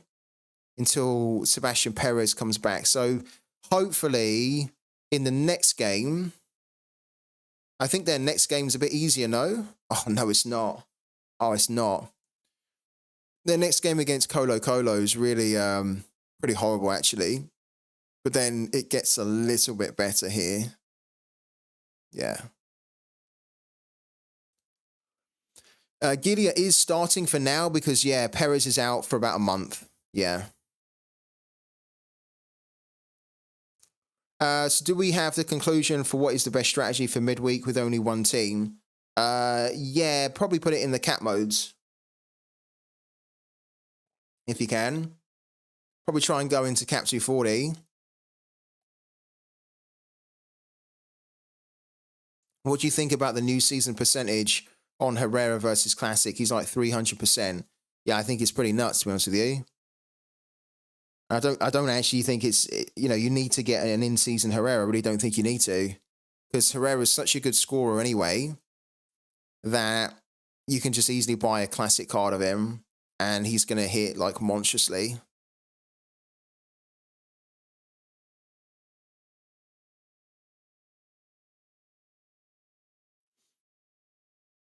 Yeah, I agree. Yeah, I agree with Wistomania. Yeah. Like, that's what, literally what I just said, yeah. But someone like Herrera, there's almost no point. Unless you're building a collection for DC United, there's almost no point like spending 25, 30 pounds on an in-season Herrera card when this is a bit of self-promotion here, his classic card, of course, is the one that I just put up on the market, cheapest on the market. It's like £5.90, and he's still going to score just as good as the in-season card, and then it just frees up loads more money that you can then put into other in-season cards, you know? Anyways. So, yeah, this is how we done in Contender. I thought it was looking good when we had all these decisives, but a mix of not the right captaincy, plus also bad scoring from our defensive units here meant that we're coming away, despite basically having 4 decisives here, we're coming away with nothing, which is a shame. Premier League in season, this was a throwaway team. No point talking about that. Throwaway. This was actually the main team that we ran. And I don't know what happened to Mengi at all. Does anyone know? I haven't had a chance to look at it, but Mengi was out. Well, actually, to be fair, I did look at it. Mengi was, before the game week, Mengi was struggling, but they thought that he would be able to be fit enough to play, and obviously he wasn't, so he didn't even make the squad. So we knew that we were going to struggle here anyway, because it's Man City, and to be honest with you, it was probably the perfect time to get a DMP against Man City, where you know the team is going to flop anyway, and it did. So that's okay. Guys, look at this here. This I've mentioned before. This team is going to give us regular heart attacks all season. Sporting KZ stack. This is our community team, and we got 2 goals from Tommy. We also got an assist from Leibold, but then we got terrible scoring from the other 3, and the team ended up losing 3-2 at home. Media done really bad. So this was looking kind of good for a while, and then and lo and behold, it just collapsed again. And I think, again, if we just bring up Sporting KZ, they definitely have a problem when it gets into the second half of games, right? So look, the second half of the games, they just start to collapse a little bit. So it was 1-1, then Messi scored, then they brought it back, and then rather than holding it at 2-2 or even going that one extra and getting the extra goal there to give them the win, again, kind of like the 70th minute, it's almost like concentration levels aren't there or fitness levels aren't there, because consistently now this season, they are conceding goals from the 70th minute on, and they conceded the winning goal. So, yeah, really frustrating and disappointing. We would have needed, you can see here, in order to get £5 here, we would have needed about, 340 points, give or take. 340, 345. Which, to be honest with you, that's not like super high. It's actually kind of okay to get a fiver. If you consider, where's he gone? Where's he gone? I want to bring up this example. Yeah, we consider Wistamania. Wistamania played Challenger in season as well, and he got, how much did he get? I think he's getting about like $10 or something, and he got like 483. So if we'd have got around 340, we would have got about £5, which is $6 or so. So this is much better, but it wasn't great for him. And it's much better for us because we was in Division 3. And so, yeah, the points for Division 3 were lower, I think, than Division 1, I'm assuming. But yeah, if you compare it, I think it would have been better to have got 340 to win £5 rather than 485 to get basically $10, which is like £7-8. Hello to Melvi. Says, I'm fairly new to Sorare and don't really know where to start with K-League and MLS cards. Any tips? You don't have to start with those cards. That's the first tip. You don't have to start with them. It's probably a good reason to start with them because you're going to get a lot of use out of them. I would actually preference MLS rather than K-League, though, personally. Because with the K-League, you get a lot of rotation that happens just league-wide. So there's not one specific team that that is like immune to that. Like pretty much every team will rotate randomly. It seems like a league thing. They don't rotate a lot in the MLS either. And also, if you're new to Sorare, you don't have to buy the in-season cards. These ones here, like these are the new season cards. You can buy the classic cards, which are the old season cards, and then you can just do that much cheaper and then end up using them to win the in-season cards. So that's probably one of the best tips I could give you, is that don't feel like you need to buy these new season cards. You don't have to. And you could easily, with good scouting, especially on a low budget, you could buy these cards, the classic cards, and then do very well. Yeah. I think Media is at risk of losing his spot. Heard the manager likes to scapegoat players and they're conceding a lot of goals. I'm so glad you asked that question, X Thompson. I'm so glad. Because, guys, I'm always trying to look out for you, okay? I think you guys know that when you're in the streams and you see the stuff that we give back to the community, right? I'm always trying to look out for you guys. That's why I'm always telling Sorare directly and very bluntly at times, brutal, honest feedback on things. I'm always trying to stand up and fight for your corner, right? And one of the things that I didn't want to happen with our community team was I didn't want our community team to all of a sudden have a situation like Thompson's just explained there, where maybe Media gets benched, right? Because maybe they're not happy with the amount of goals that they're conceding. And usually when that happens, the goalkeepers are the fall guy, right? Usually it's a nice, easy fix. You take out the goalkeeper, you put in the backup, and you see whether that immediately starts to see a turnaround with the number of goals that you're conceding or not. And then if it isn't, then you know it's tactically there's something going wrong, right? But it's usually the goalkeeper that they change first. So, guys, I'm already ahead of the game. I decided to go and buy, it wasn't part of our original budget, but I decided to go and buy John Polskamp 10 days ago just to preempt a situation where maybe Melia gets dropped. Melia is also quite injury prone as well. So Melia has missed a lot of football over the last 18 months or so from injury. So I felt more comfortable with our community team if we had the backup goalkeeper, and that's Polskamp, and that's why I went and got him. Yeah, we didn't get him as part of the original building. So I just, for £2.39, I thought, let's just do it for the peace of mind, right? So now we don't really have to worry too much. If Melia gets dropped, then we can just play Polskamp. Yeah. And I didn't tell you guys about that. I just kind of just done it.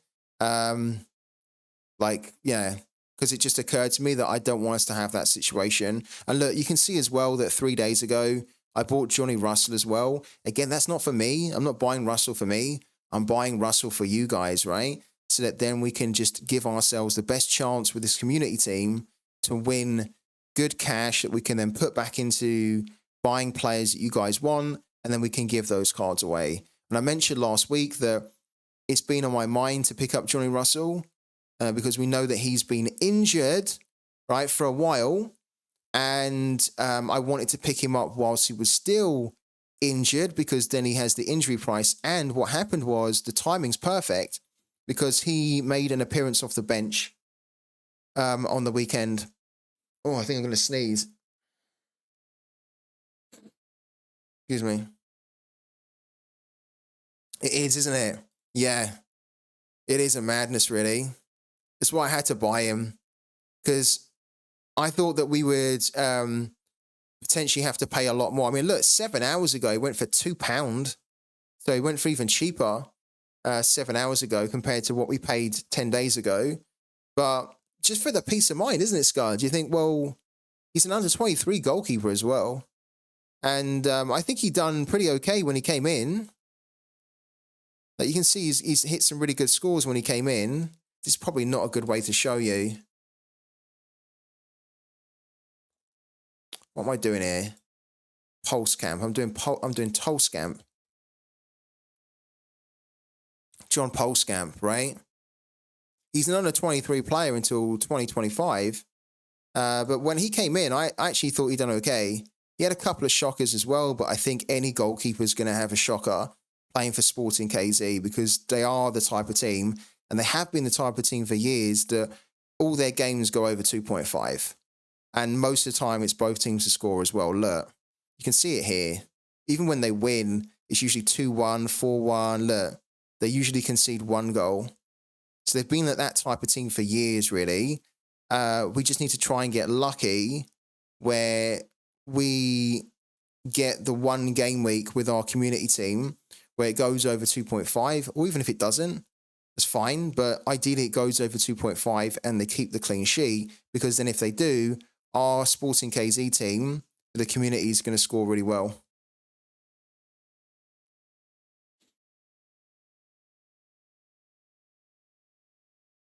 Yeah, so I'm not going to be putting any more money into the community team, guys. I actually haven't added these.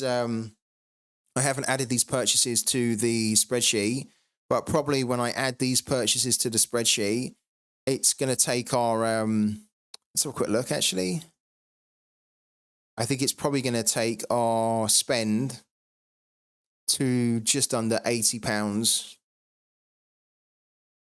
Yeah, so we don't need to spend any more. We've got the backup goalkeeper. We've got Johnny Russell now as well, which means that if we ever get into a situation where we want to play, instead of Pulido, we want to play Johnny Russell, then we can. Then and then it just means that, yeah, we still have the goalkeeper as the classic card.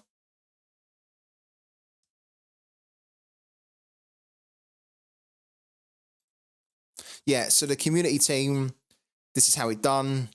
Unfortunately, we're still waiting for our first reward from them, but their next game is against St. Louis at home. I think every game is going to be whether they can keep a clean sheet or not. But we're going to keep with it, and eventually they're going to give us a result. This was a throwaway. Well, it wasn't, but it kind of was. We put a DMP goalkeeper in there, and we also knew that Laurent was a sub player, so we knew this was going to do badly. This one here, I also thought was going to do badly because it was Eli Room and Arcus going up against PSV. I actually thought, though, that I'm surprised that Papi and Jamiro Monteiro got dropped to the bench. I don't know why. Maybe they got rested for some kind of a cup game that they're in. I don't know. But they got benched and then the team lost 3-1. But they're kind of fighting relegation. So I was surprised that they done that. Because now I think that they are really in it. Look. Do they have a cup game? They don't have a cup game though, do they? So bizarre. Yeah, it probably is that, isn't it? Where they're just thinking, well, they've been losing so many games, maybe they need to mix it up. But it hasn't really changed anything, though. I mean, if anything, they just lost 3-1 again, and they were probably always going to struggle against this team. Just think it's a bit of a bold decision to drop some of your best players when you're battling relegation. You almost just need to. With there being a few more games left, you just need to stick with your best players here, I think. That's what I would do anyway. But anyways, they got dropped. Luckily, I played them in a team that didn't really matter, so it didn't really hurt us at all.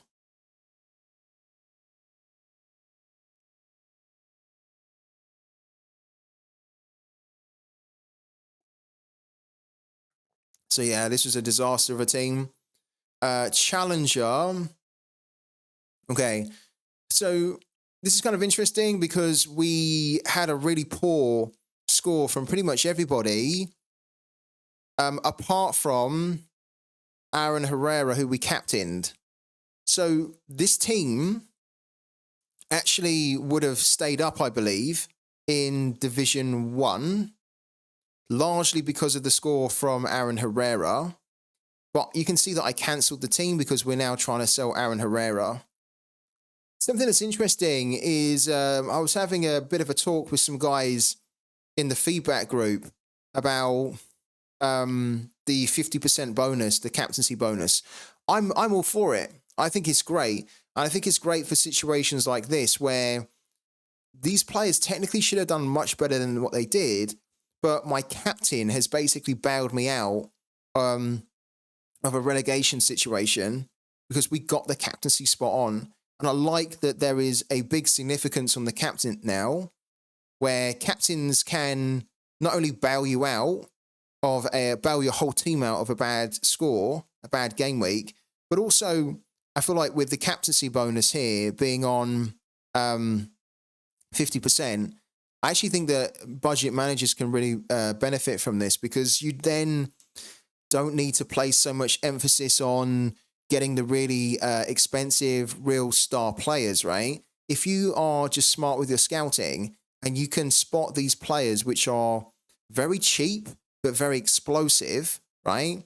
And you then pin your hopes on that explosive cheap player, and then you can kind of build them around a couple of other players that are also kind of cheap too and have the potential to do well, then it means that you can actually start to go a bit more toe-to-toe with some of the bigger galleries when you get your captaincy spot on. And if those bigger galleries or those big, strong lineups end up having, say, like a really strong stack on paper that does pretty good, but then they don't quite get the captaincy right, you're actually going to be on their toes with a strong captaincy pick. So I really like the 50%. I know there's been talks and there's been some opinions from managers that they don't like it. I actually think that this is a good move from Sorare, and I don't want them to change it at all. I want this to remain at 50%. But yeah, it didn't work there for us really.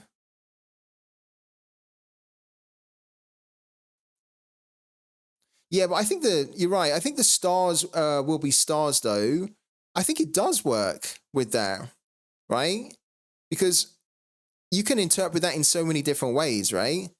Stars will be stars also technically means that if you if your star player from the game week actually comes good, then your whole game week can be transformed, right?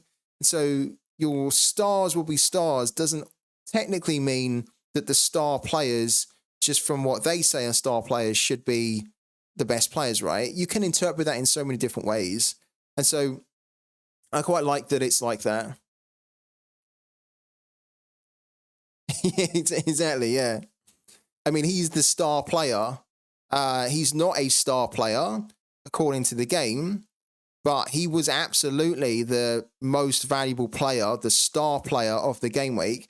And so the stars are the stars because they can really help to transform your game week massively if you can identify who is going to be the star player.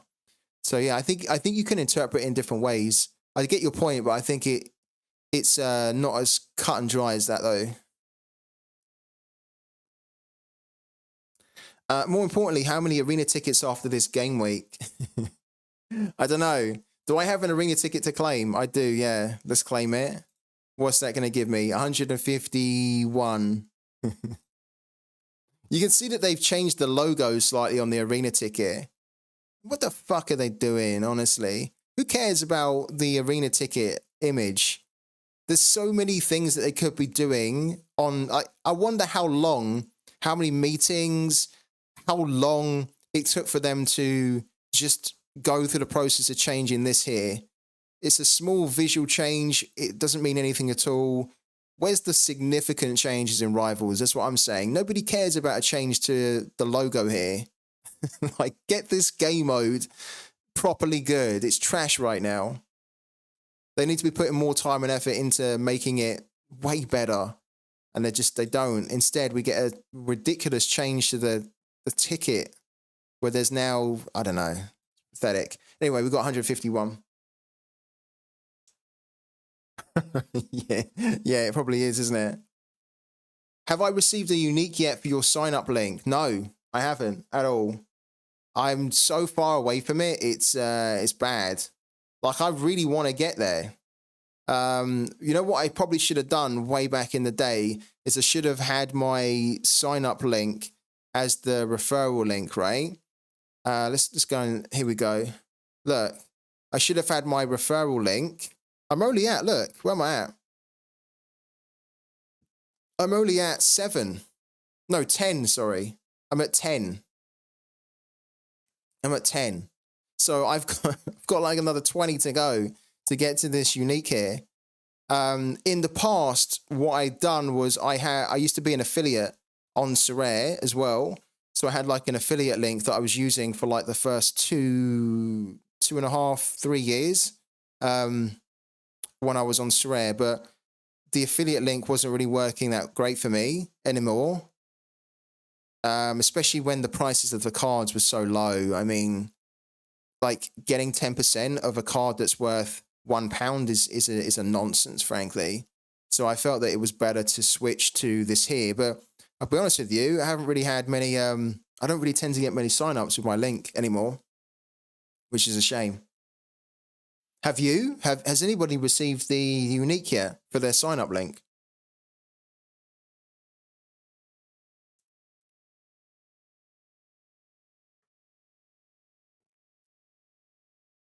Contender was a write-off as well. Cap 270 rare. Oh, this one's painful. This one was painful. So before I cancelled this team, I think we were around like 5 or 6 points away from scraping a tier 5 here. And we might have been able to do it if we had captained Pochettino. I think we still would have just missed out, though. I think the big thing here was we didn't get the captaincy right. And we also didn't get enough high scoring, like any scores of 70 points or more. And the score from Smolcic really hurt us as well. Yeah. You got like 10 friends to sign up during the World Cup, but none of them bought players, so it's a bit painful. Yeah. It's a real slow slog. Yeah. Like I've actually referred like hundreds, if not thousands of people, like way back. I'm talking way back. This is like years ago, back in 2021. And what I should have almost done is had my referral link as the invite a friend link, so I could have then hit the unique like sooner. Because now I'm trying to hit the unique, and as you say, like nobody's really really signing up, or nobody's really like going through the referral process, right? Which then allows you to kind of get that step closer to the unique. So it's much more of a slow drip now compared to what it was like 3 years ago, because the game now is well known. I think everyone who would play Sorare knows about Sorare by now. Most people do in some way. And so they've either already signed up or they're not interested and they haven't signed up yet. Were you eligible for the Star Link? I signed up 1 week after the deadline. No way. Oh my God. Yeah, we were eligible. We done it live on the stream. Where, how much did we get, guys? I think it was what? I can't remember off the top of my head. I think we got about $230, $240. No, that's not true. I think in the end, by the time we tried to do it, because the token price has dropped quite a bit, I think we were able to exchange it for about $200. And then once the fees had come off, I think I got closer to about 180, something like that, 190.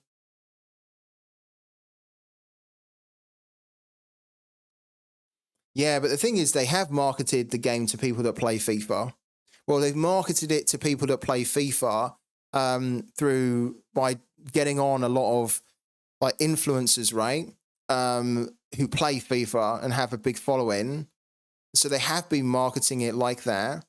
I think the problem slightly with Sorare, when you compare it to FIFA Ultimate Team, is that Sorare compared to FIFA Ultimate Team is just not as fun. Well, it's not as fleshed out. The features and the gameplay of it is not as advanced yet, right? Because obviously FIFA's been around for a while and Sorare has not. And Sorare are still, there's still a lot of areas that could be massively improved in Sorare around user friendliness, UX, design. Also, they're quite frustrating as a company, right? Because they do things that, as we've seen countless times, so do EA to be fair, but Sorare do a lot of things that just seem to hold the game back a little bit. But you're right, I mean, FIFA Ultimate Team or FIFA players should technically be into this, but I think that it's also just maybe not as dynamic, that's maybe the word, maybe not as dynamic or as fun as a game as FIFA Ultimate Team could be.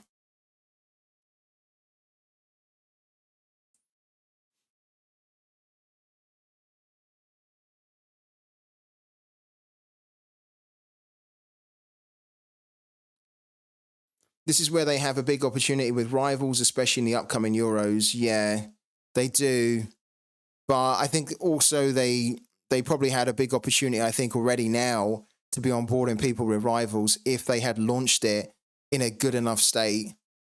Because what I fear, Wistomania, is that maybe there's been people that have jumped on who have been playing FIFA Ultimate Team or other games where they don't want a big commitment on the pro. Like the pro just doesn't really appeal to them, but they want to just pick up and play this type of game mode, right? And what worries me a little bit is that because this is in such a bad state and it's been so poorly managed, in my opinion, since it launched into the game, is that all those efforts to attract people might have been in vain because they've attracted them in. They've then started to play this game and they've been like, it looks shit, it plays shit, the rewards are shit, and it's just not worth my time. And I get 1 energy per day. And it's just like, that is making me fearful that the people that they have attracted have just been turned off by it, just thought this is a load of rubbish, and they've just left. So maybe they can win them back in the future. But I think if they had made this a lot better, a lot more fire from the start, then we could have maybe had more people in the game. But eventually, you know, when they can get this into a level that it needs to be, I'm hoping then that can then start to bring loads more people into the game. Yeah. I mean, it's pretty obvious what they have to do with Rivals, isn't it? It's not rocket science at all. Like, anybody can tell you what's wrong with Rivals and what has been wrong with Rivals since the beta and since they launched it. I think the frustrating thing is that the improvements aren't coming quick enough. And we also don't know when they are coming, and we don't know what is the next thing which is coming. And I think that is the double whammy here, is that people see that this is kind of crappy, but then they don't know when it's going to improve. And they don't see the improvements, and there's no communication coming really from Sorare. Even in the pitch notes, right? Even in the recent pitch notes that they released last week, what worried me is that there was not a mention at all about Rivals in here. There was not a single mention about Rivals in this pitch notes whatsoever. That's worrying. That's worrying me, why they would not talk about anything about Rivals here. Like, I can't believe that they have not done anything on Rivals really in the last 3 months. So they need to pull their finger out and they need to get on with it, because this is meant to be the game-changing moment for Sorare, where all of a sudden the demand in the game can just like go through the roof. They need to get on with it. And I'm sure they will improve this, right, in time for the Euros. But my God, I think that they've missed a load of opportunities already to start onboarding people much more than what they have.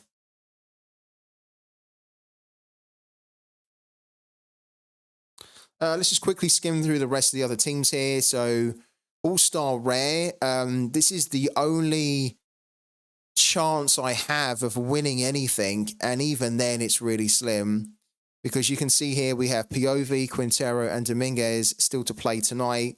I would basically need like a perfect score of 100 really from Quintero, and then a couple of 80s from POV and Dominguez, because we are 254 points away. So I think the reality is that this is not going to win anything either. Poor score from Kadri, not good score from Garces. You can see Cap 220 was a bit of a disaster, low scoring, and then kind of no scoring. Our goalkeeper's still to play, but it doesn't really matter anymore. This was a throwaway team. All-Star, this was our Tigres stack to try and win in All-Star. It didn't happen because Pizarro was out, and I did not know that. So I captained him, and as soon as I saw that he was out, I was like, great. This is going to be one of those game weeks, isn't it? And then look at my Cap 240 to try and win Threshold, guys. Now, I've cancelled the team because we are now trying to sell Lewis Cook, but we had a score of 39 from our goalkeeper. Our captain, Leonardo Morales, got a score of 11.7. He's usually much, much better. He's usually a unit. He's a monster at home. He was a disaster this game week, 11.7. Especially when we captained him, it was like, oh, come on. Gartman got 65, Cook got 38, Bolly got a goal, but then he got sent off. So this was about 220, 230 points. And yeah, we were 40 points away. So this is the way the game week's gone. It's been pretty frustrating. Right. How's everybody else's game week gone? I've talked about my miserable game week. let's talk about something positive. How's everybody else's game week gone?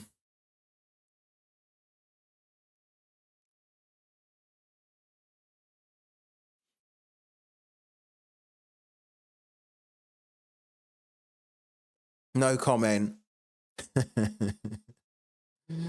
Oh, really? So it's been like mass disappointment for pretty much everyone at the moment. No way.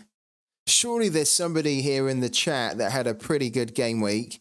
At the moment, I can see that everybody else here, so Wistomania, Big Merc, Melvy, Rude, Switch Gaming, dear. Well, it makes me feel a little bit better that I'm not just suffering in silence here and I'm suffering alone. Some of you other guys are also suffering. David Corporal he hit 270 in Capsule 40, so he hit the threshold in limited. He's going to win $2 there. Abon65, a tier 3 and a rare threshold. Is that a tier 3 rare from Capsule 40? Could have been so much more if Bologna could stick to a predictable starting lineup. Good work though, man. Abon65. Rare 240 did hit the threshold, but other than that, setting up the lineups wrongly. Would be some 4 to 5 teams with 400 points, but not even a card. Oh, you've got to look at that, weirdo. You've got to... That sounded wrong when I said that. It sounded like I was calling him weirdo. He is he is actually called Estonian weirdo. So I'm not being mean. But yeah, weirdo. I think what you got to do there is you need to look at that, because maybe you're doing something slightly wrong or not spending enough time or attention on your lineups. It could just be an off game week for you. But yeah, if you could have had 4 or 5 teams with 400 points, you maybe need to look at how you are your lineup building, because that seems like a big missed opportunity for you, man. Alkmaar, a few tier 3s. Colin won a tier 3 and a tier 4 and some money. Okay, so there's been some positives from the community. The tier 3 was a limited from Capsule 70. It's so annoying. I actually thought when we looked at the number of entries and the number of awards, I actually thought that we had a great opportunity to win in the likes of 270, 220, 240. And to be honest with you, we kind of did, but we just had not enough high-level scoring from our players to do it. So really good opportunities go a begging.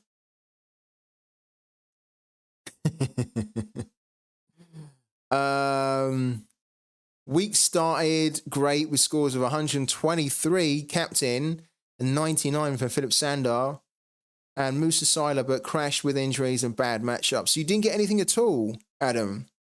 Despite those really good scores, you came away with nothing.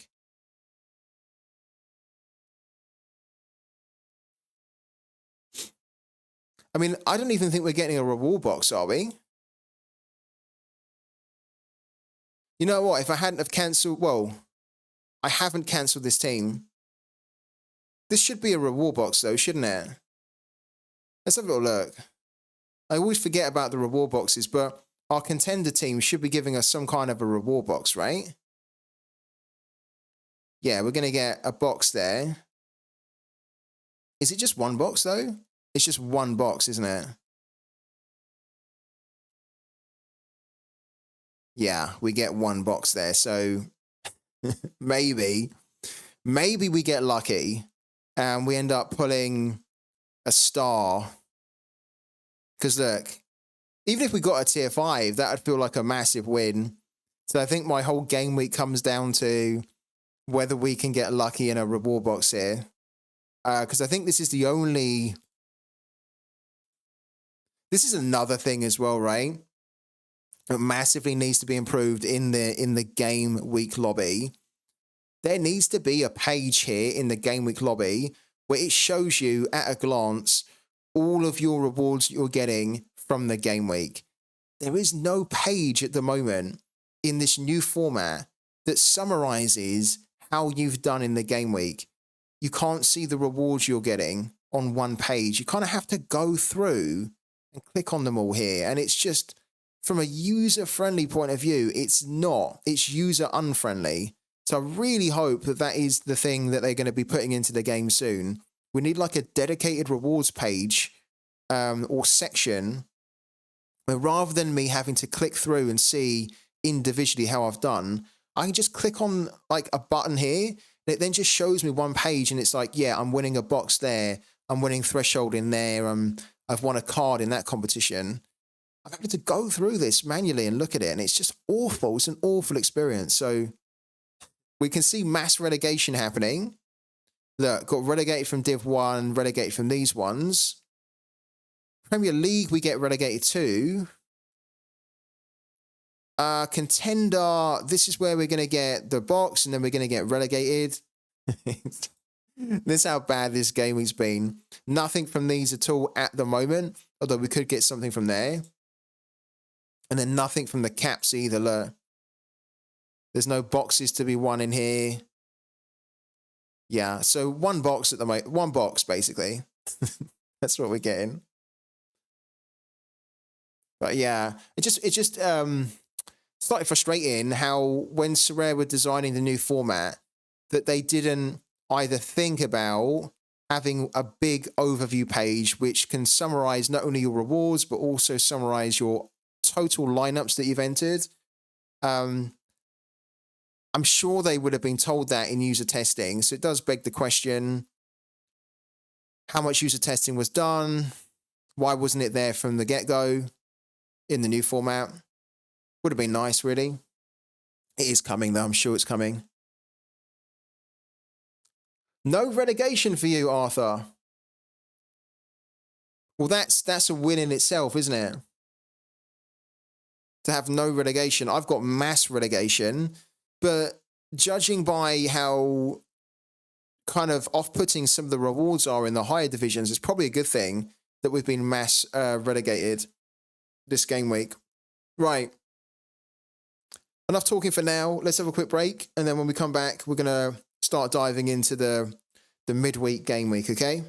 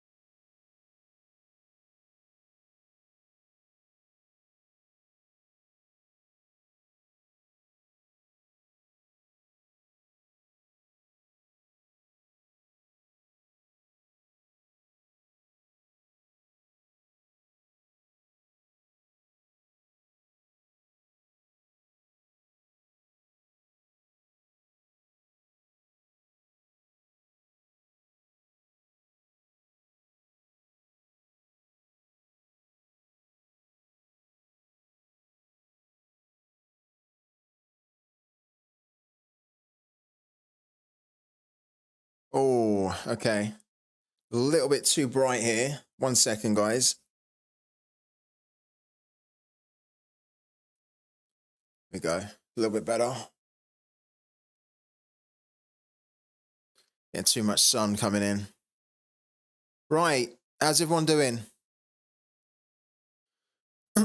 We've actually been going now for like just over 2 hours, and we haven't even got into the midweek yet. Just been talking about the game week and how it's been going for everyone. Been discovering new things on Pooky, which still, I think is, I'm still shocked that I didn't know. And yeah, also just trying to shift some more players out the door, which looks like it's just happened now. There we go. We just sold Brad Stuver less than a minute ago. So lovely that. He has a new owner. So thank you to Mikey Fuzz for buying my Brad Stuver for $11.67. I had no intention to sell Brad Stuver at all because I think he's great and he works well with my team that I play Aaron Herrera in. But we bought him for $7.95 and we had the potential there really to make, like about £4 profit. So we're going to do it. And we did do it, which is great. I also didn't tell you guys as well. Might as well mention it. Because I think this is a really good one. Look. I think it was yesterday, like last night, we sold Kim Jin Hyuk, the rare card that we won 20 days ago. This was a tier 5 rare. Tier 5 rares tend to have a value of like around anywhere between kind of like £2, £3, up to kind of around 7, 8, right? Give or take. And this is why I was so happy to win Kim Jin Hyuk as a tier 5 rare nearly 3 weeks ago. Is because I knew that he is worth a lot more than that. And we've just sold him 14 hours ago for £25. And if I'd have held on a little bit longer, I might have been able to sell him for like 30, maybe even more, because the K-League special is happening next week. So there's going to be a lot of managers that are going to be looking to get K-League specials or K-League cards, and the in-season special cards. But £25, I'll take that easy. So how good is that, no?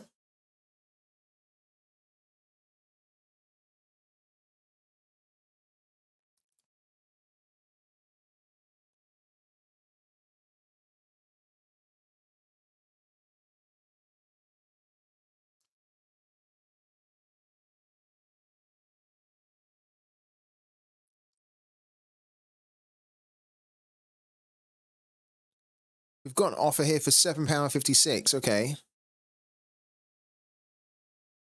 I don't really want to. I mean, I think if I sell this for less, then it'll be just a little bit less. But let's do that. I don't really want to sell him for much less than that, actually. So if this is somebody here on the chat, I'm kind of happy to sell for that, but I won't go any lower.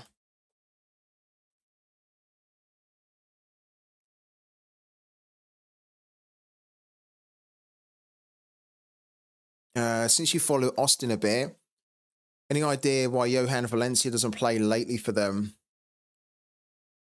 Well, Johan Valencia, I didn't think was like an established starter anyway for them. I don't think he's that good, Johan Valencia. I don't know personally. I honestly don't know. That's the honest answer. But I don't really rate him too high.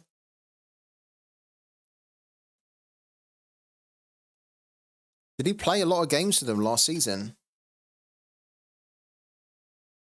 He did, to be fair, didn't he?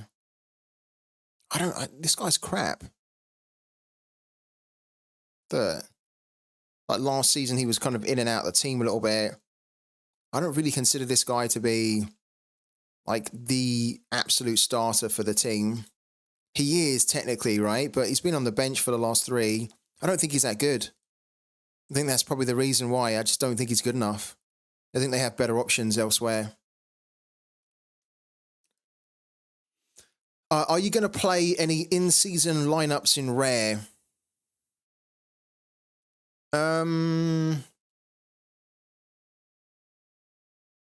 Probably not.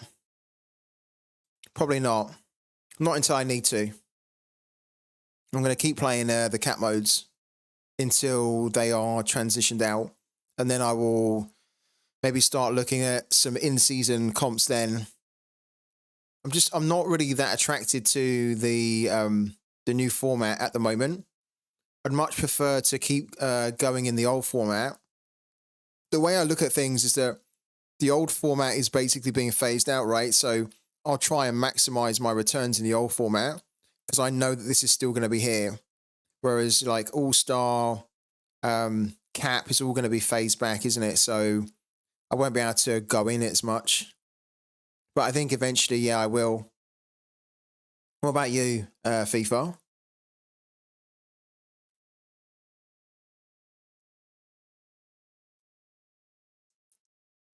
No. What was the offer that we just sent? 780, wasn't it? I'm not going any lower than 780. Or he doesn't sell.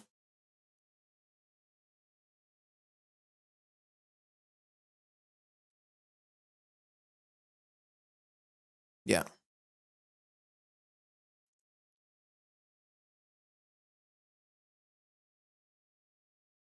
You're transitioning a bit. Gonna have 3 J League comp lineups, but 240 still has priority as always. Yeah.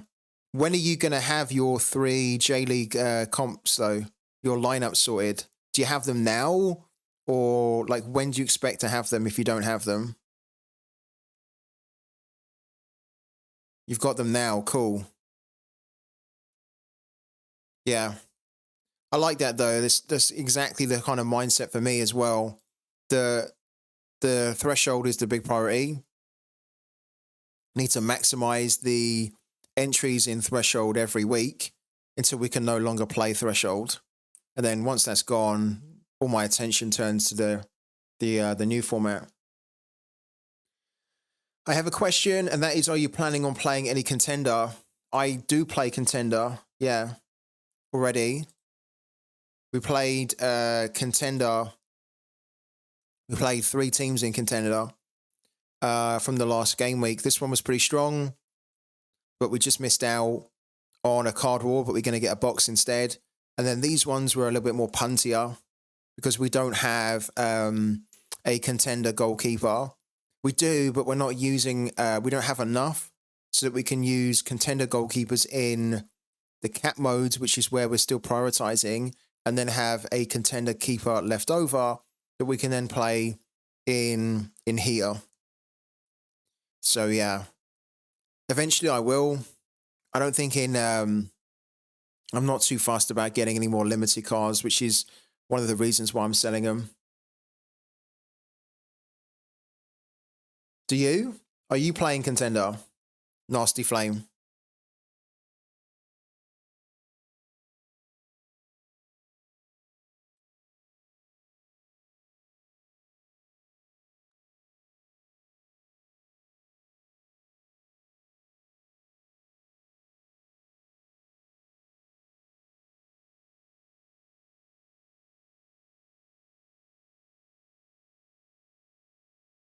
Okay, yeah, that's good.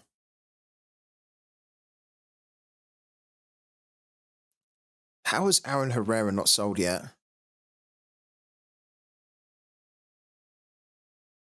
I thought after a score of 93 on the back of like 100, 100, 69, 70, I thought this guy would have flown off the shelf.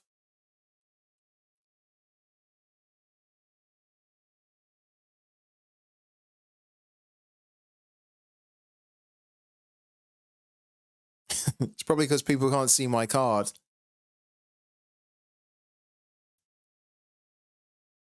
Yeah, you play contender only. Also found a good player. Can you just share your opinion on him? Tommy Horvat. Yeah, Tommy Horvat, I know. Yeah, he's playing in the... Is he not playing in the Austrian Bundesliga, Tommy Horvat? think he is, right? If it's the guy I'm thinking about. Yeah, Tommy Horvat. Yeah. Decent player, yeah. Very good player. It's funny you mention him because I was actually looking at Tommy Horvat when I used to own, let's go into Sturm Graz here. I used to have Stankovic, right? Who also plays for Sturm Graz, and he's Slovenian. And so when I was looking at Stankovic and I had him, I thought, oh, I wonder if I could also get Horvat, who's also Slovenian. And then it then means that I've got a good player, not only to give me another stack, so like a midfielder stack for Sturm Graz, but then I've also got a player that I could potentially use for international games as well. In the future, anyway. But yeah, good player, man. Yeah, good spot. He's really started to come alive, isn't he? you're Slovenian, that's why you know him. Yeah, of course. Yeah, very very good player. I don't actually. How many caps does he have, Tommy Horvat, for country? Does he have many, or any at all? He's got 6 caps, right? Doesn't have a lot, but given the season he's been having, it's definitely done a good advert for him to get more in the future. One of the problems with him and Sorare is that when you kind of look at his scoring's okay. When he played for this Mura team, his scoring was also not great. It was okay. For Sturm Graz, he's probably started from the bench a little bit more than what managers would have wanted. But he's really started to come alive over the last 3 months or so.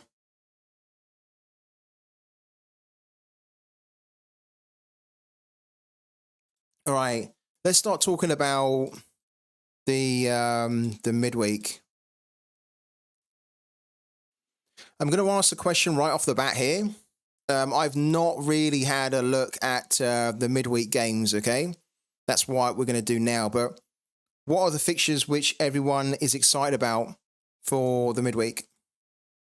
And where are your teams focusing on for the midweek as well?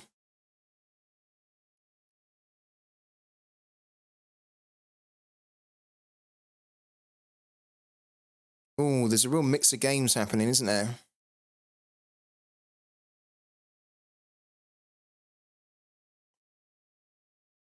No, totally cool, man.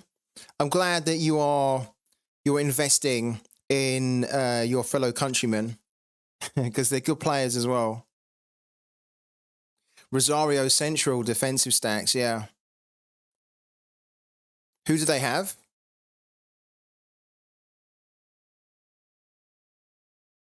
Deportivo Riestra. Yeah, that's quite easy for them.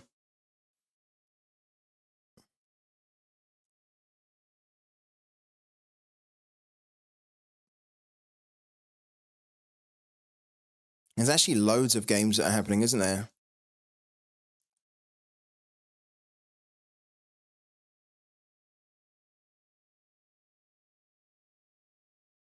You regret selling your brawn for like €5. Hello to Neil as well. How you doing, Neil? How was your weekend on Sorare?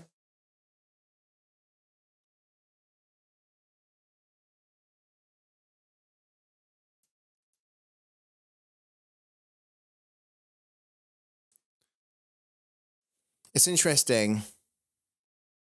Independiente del Valle, on paper, have a huge mismatch of a game. They're at home against this opponent. They have a huge win percentage, huge percentage for clean sheet, huge percentage for 3 goals scored. The play that you really want to have here, because there's not many players actually from Independiente del Valle who have cards here, but certainly one of them is Michael Hoyos, right? He has the potential to hit a huge score against his opponent. And, another reason why I'm trying to sell him, They're okay, but they're nowhere near anywhere as good as Independiente del Valle. They're going to get battered. Yeah, they're going to get battered by them. You want a podium at the moment? Wow. In what competition?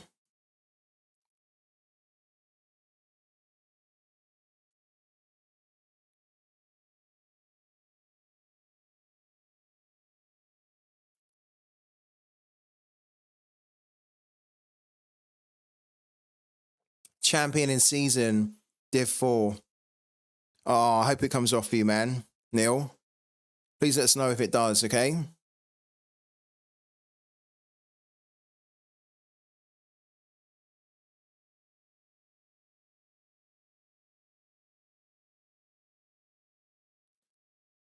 That's quite a good game for Atletico Mineiro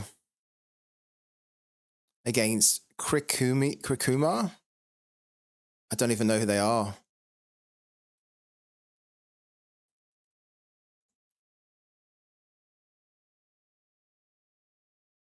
Criciúma? They must be the newly promoted team, right? Yeah, they are. That's a very good fixture for Mineiro.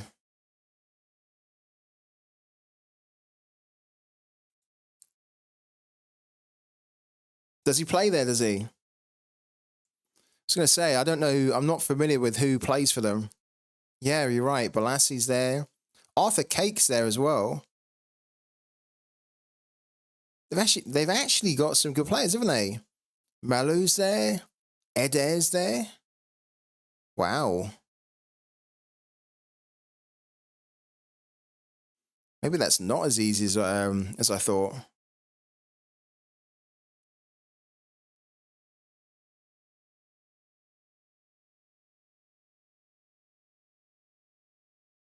They're in good form as well.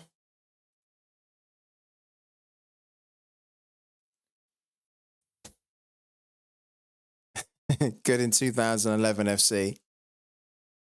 Eder is getting on though, isn't he? Yeah, just a little bit. 37 years old. I wonder if he can still do the business though in the top flight in Brazil. He's had quite an illustrious career. Look, it's kind of been all over. He's got quite a few caps as well, isn't he? Eder, 26 and 6 goals is pretty good for somebody who wasn't really featuring for the Italian national team until later on in his career. It's pretty okay. Okay, so yeah, maybe that is not as easy as it looks.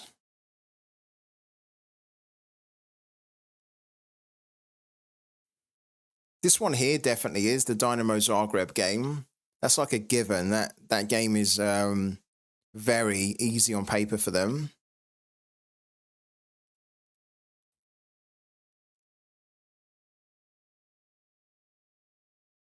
They really need to win it as well.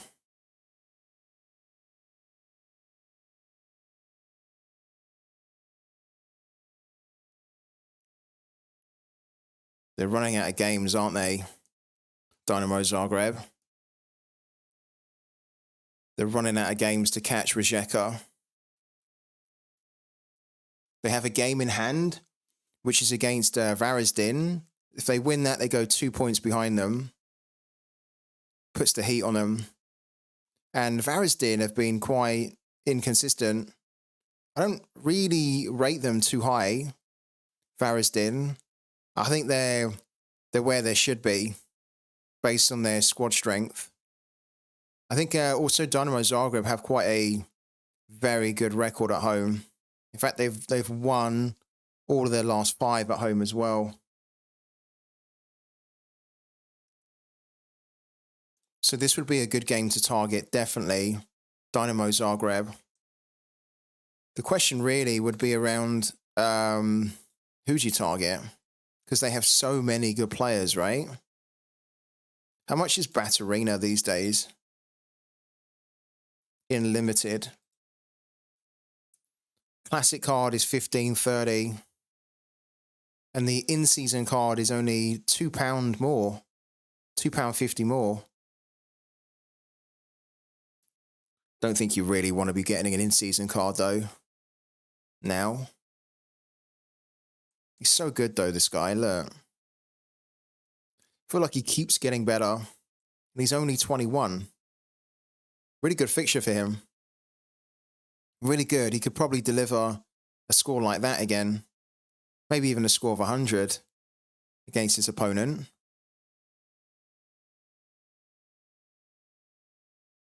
He had a really good tournament as well, didn't he, last year in the under 21 Euros.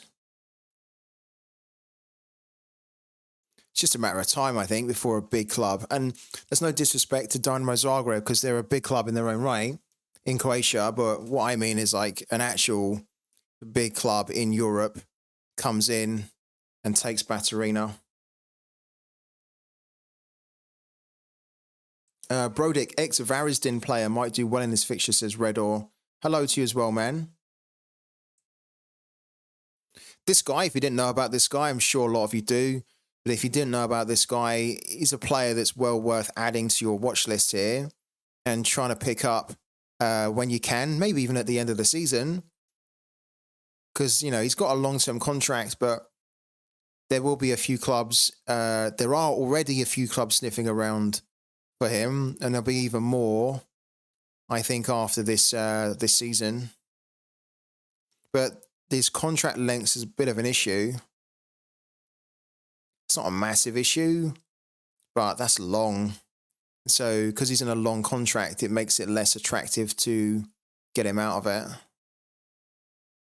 But a big club that really wants his player will probably be able to afford to get him out of that contract early doors. And to be honest, if he doesn't get a move this summer, it's even better. Because if he can get another season under his belt in the Croatian Super League, that'd be amazing. That will help him in Sorare.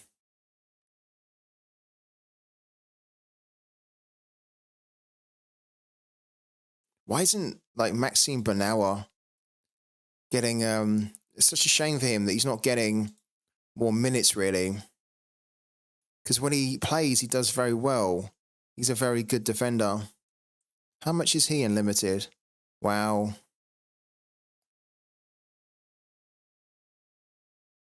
I remember his limited card price getting to around 20, 25 at one point. Or even, that's rare, sorry. Yeah, look, around here, 20, 25.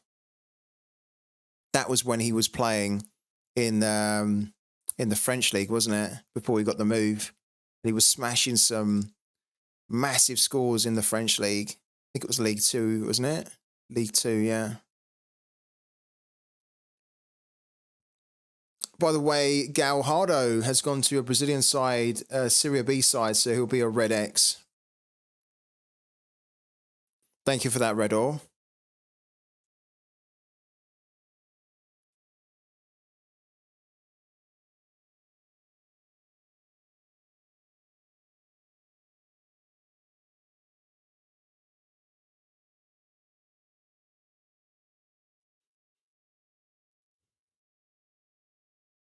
Kulinovic is one of those players that should get more game time, but he doesn't.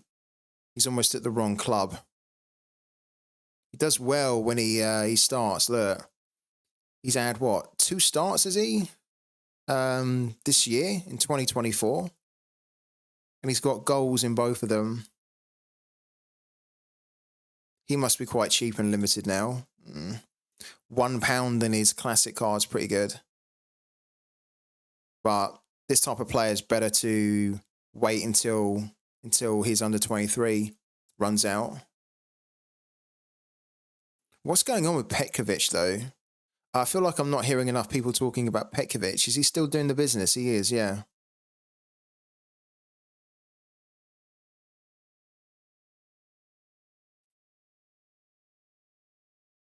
Kind of expensive, though.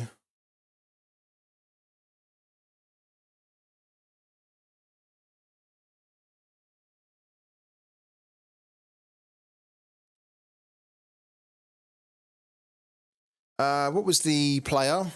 Brodich.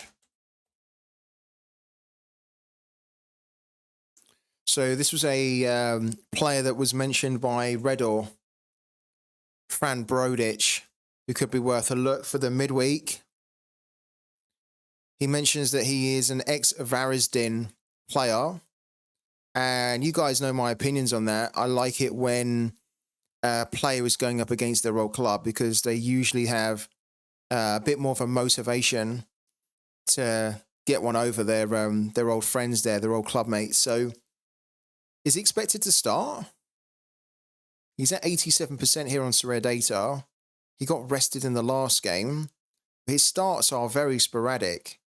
So he could be good if he starts, but I don't know whether this is actually a player that you would invest in hard now, just because you never really know when he's going to play, right? Like, do you have him yourself, Redor?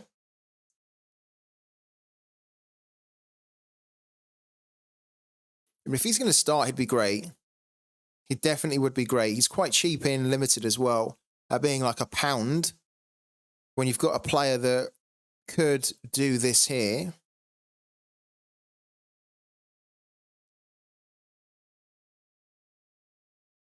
Yeah, it is kind of like that, isn't it?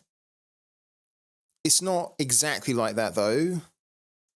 But yeah, you're right. He kind of gets played every second game, give or take.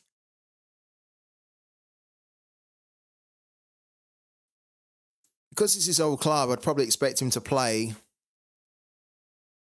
But you guys should be careful with that one. Do your research on him. But good shout there.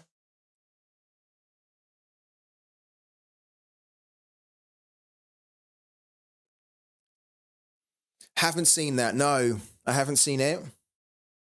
He's going to do well, yeah. Perisic here back in the Croatian League is going to smash it. How much is Perisic now?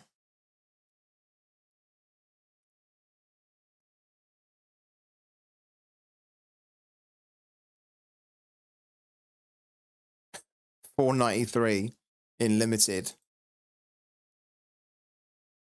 I mean, to be honest with you, I'm laughing because personally I wouldn't spend that, but that's probably going to be a good investment.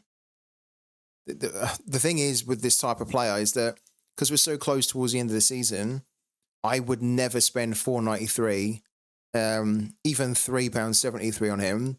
I would just basically wait until the end of the season now to buy him, where he's probably going to be on like under £2, and I just pick him up then for next season. Yeah, he should do very good.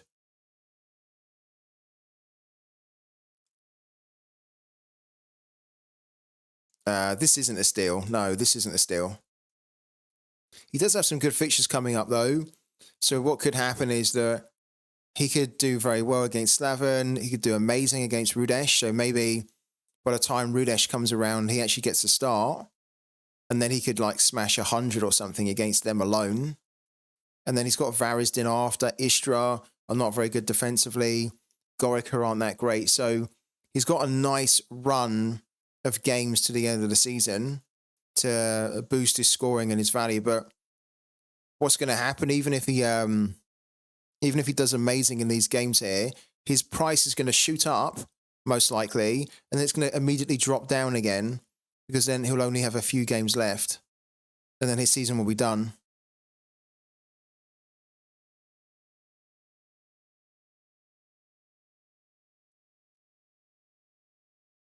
Griff Dog. Hello, man. How you doing?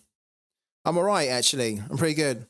Yeah. Aside from having a shocking, and I mean like a terrible game week, I'm actually doing okay.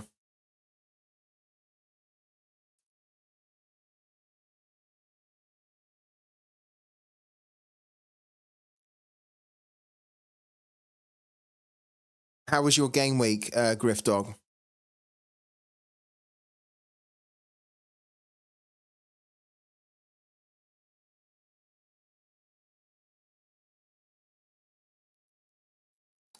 This is an interesting game. Rangers slipped up on the weekend against Ross County. So they need to get back to winning ways. I wouldn't fancy this fixture at all for them.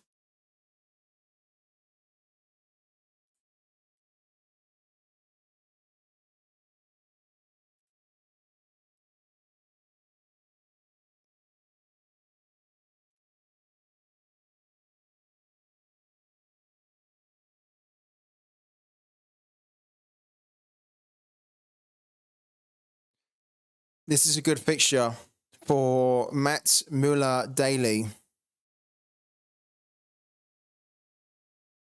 Very good player. Good home fixture against Ode. God, look at Linz go. Wow. That's a pretty mental score. 91 with an AA of 31 and 32 here. 18 the game before. 14.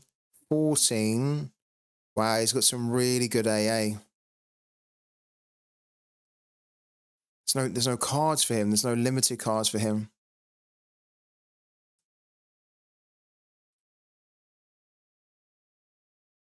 There's only 48 rares. There's only 3 super rares for him.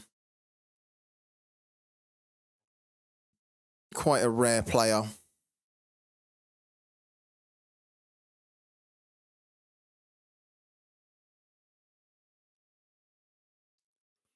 I did what you said and put all my best lineups in the old cat modes and all-star. And they did quite well and kind of wish I put them in the... they did quite well and kind of wish I put them in the in-season tournaments now. Well, if you'd have put them in the in-season tournaments, they might not have done as well. But I'm very happy to hear that you won something from your you listened to my... Maybe not advice, maybe advice is the wrong word, but you listened to what I talked about last week and it's worked out for you, which is great.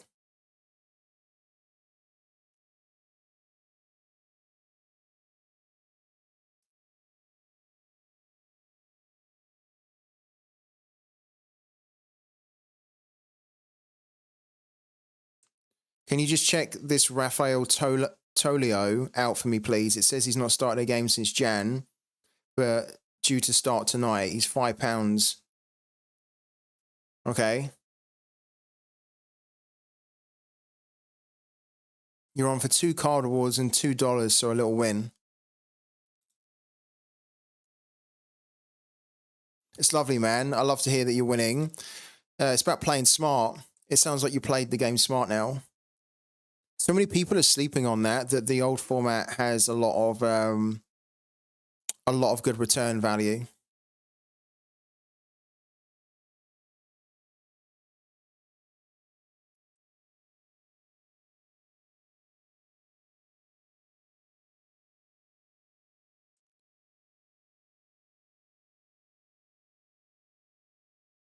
It's basically nobody from Bran that you can look at that has a card. Wow, Fiorentina have Victoria Pleasant. It's not bad for them. Pretty good, actually.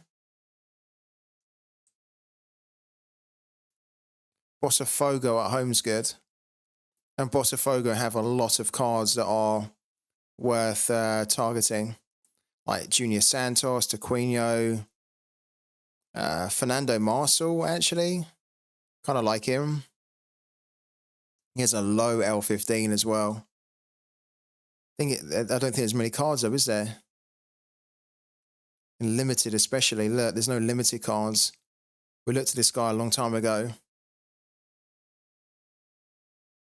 But rare-wise, there's a few, but he's kind of expensive because Sorare can't mint any more cards for him.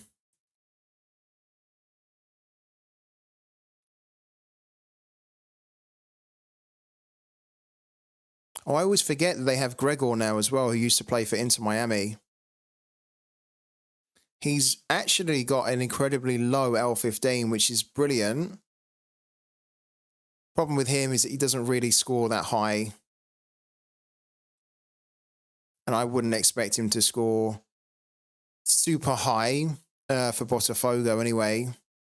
Because he's a defensive midfielder, you need to rely on him getting that attacking return, or a decisive, but most of the time it's going to be some kind of like attacking return.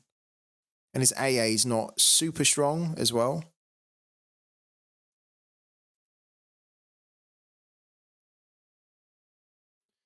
Question about Pooky. Would you suggest buying a Pooky ball at any chance with Matic earned through playing the game? 1000% yes. You need to be trying to buy as many Pooky balls and stickers as you can, guys, from now into August.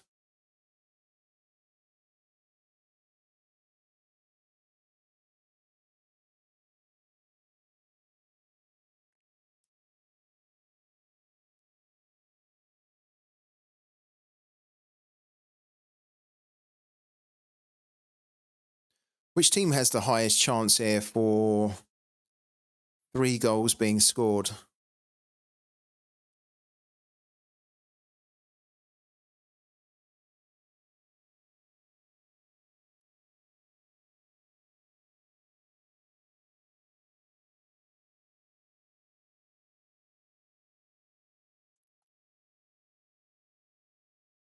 Why is it not changing the column? Has it just filtered it?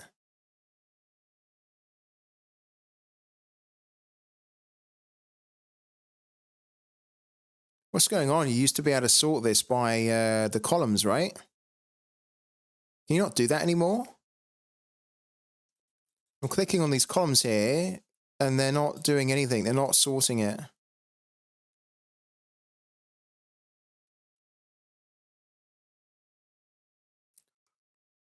Yeah, 1000% yes, Griff Dog.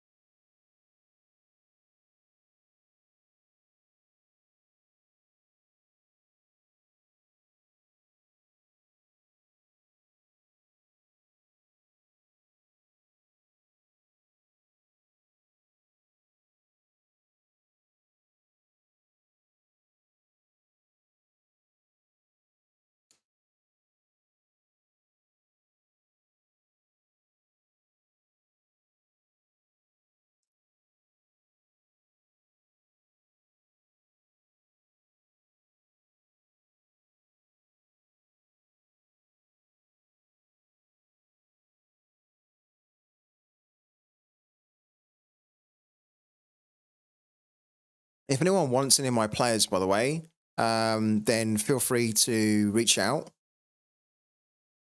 And I can see whether we can do a deal. I'd like to be able to sell more, because I do want to take this money out of the game.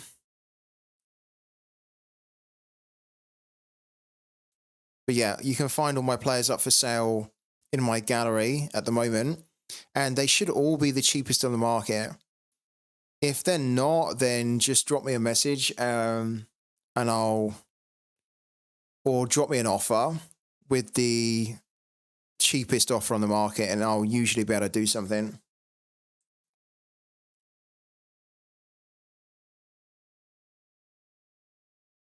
Welcome to the real world. Yeah, the price of Manic has gone down quite a bit.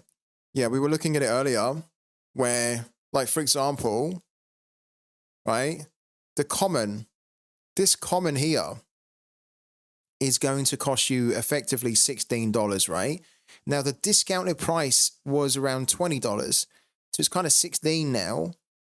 Obviously, the discount is done on the Matic value, not the dollar value.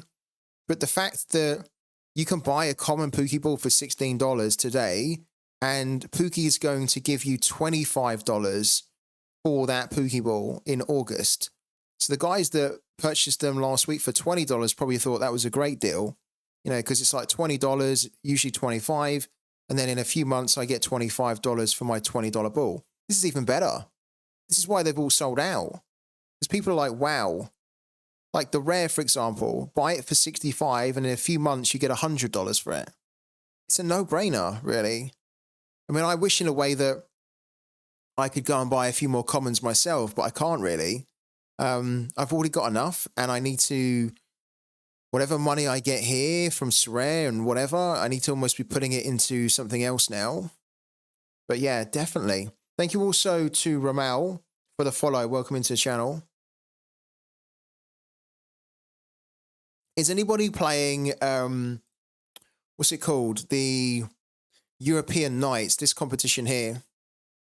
Is anybody actually playing the European Nights this week? It's the special weekly.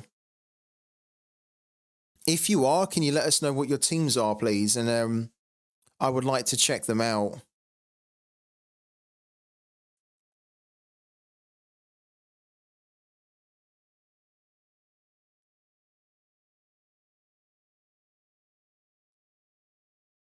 You've got the Dortmund stack. So are you leaning more towards the Euro Nights or All-Star? Neil, 1989.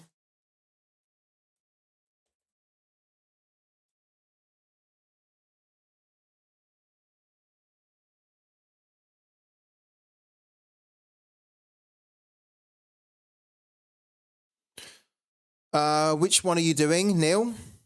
Limited or rare?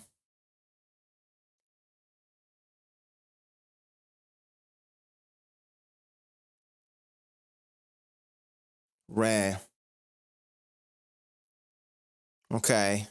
So I was going to say, I'm interested to see what team you're going to do. I wonder, so you're going to put Martinez in there. Oh, he's got the Aston Villa stat going on. Okay, interesting.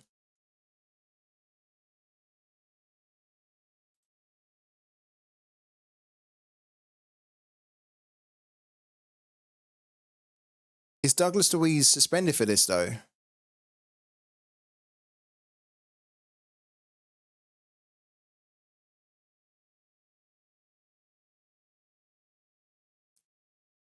He can play, yeah? Good.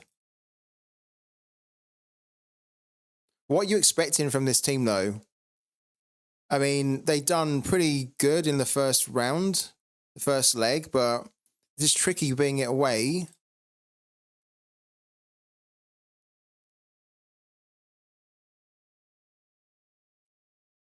Like, what are you expecting from this team? Do you think that they can get the job done where you can score well enough to get a reward? You'd play Sancho, would you really? Oh, you wouldn't go for the full stack? I'd go for the full stack.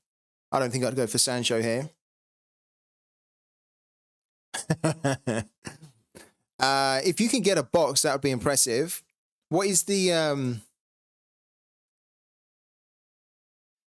So you need to finish in the top 280 to get a tier 5 minimum.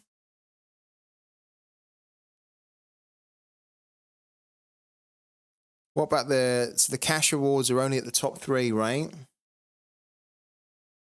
I mean, it's going to be tough. It's going to be really difficult. Are you not tempted at all to take that out of the European Nights and to put it into a competition like All-Star, for example, or a cap mode? I mean, how much is the...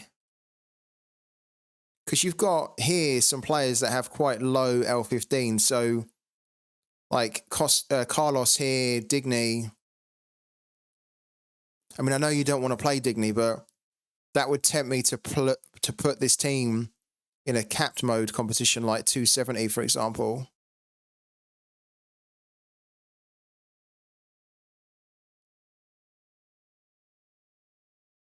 Yeah, All-Star. What's the potential at the moment? So there's 1,129 in here and there's 280. So the rewards are pretty good at the moment versus the number of entries in there. And then All-Star in comparison has 1,282 as well. It's got quite a nice cash pool in there, but only for the top 3. And then 223. I mean, to be honest with you, there's not really much of a difference, is there? At the moment. And from the prize pools too, they look very similar. think the advantage with going into the European Nights is that you can also win a box if you miss out on the card. So probably best to stick in there. I don't think the Villa team would stick into 240, would it?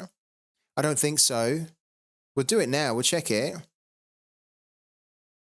Look, no, it wouldn't. Look, 280, and then it's saying that we have 37 points left over. So it wouldn't do it. It would be close though. Look, we could do it now. It would just miss out, I think.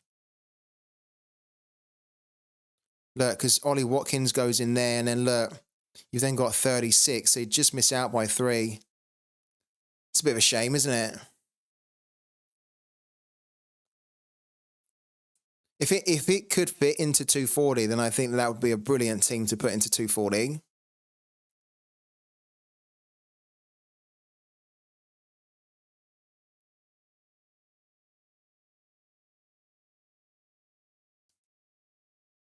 But it's just not possible. Well, it is possible, but then you would have to take out Watkins and then put, like Sancho in there, and then you could do it, but I don't think you really want to do that. But I think you could put it in 270, and it'd probably do okay in 270, but the thing with the 270, I don't know whether I'd want to play that team in 270 over the European Nights, because with the European Nights, you've got the potential of winning like cash and cards plus a box as well, right? Whereas in 270, you've only got the potential to win cards. There's no cash in there. There's no boxes in there. Let's go back here, sorry. However, you can win the higher level cards in here. But there's only 114 rewards in there. It's definitely not attractive, is it? Sorry, 425. 425 entrants, and then there's 114. I mean, to be fair, it is attractive. That is attractive at the moment. Like, very attractive.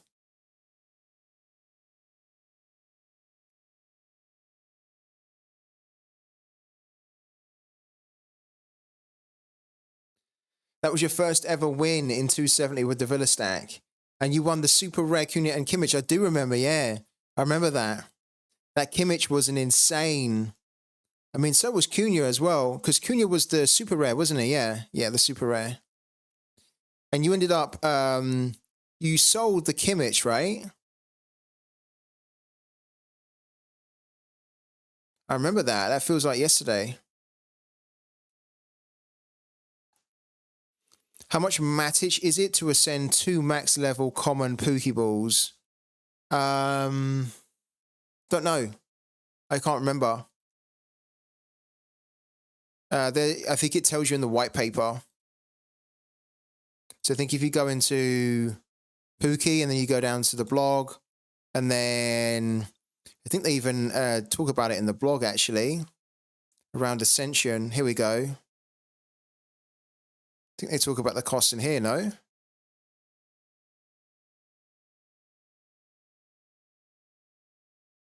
Here we go.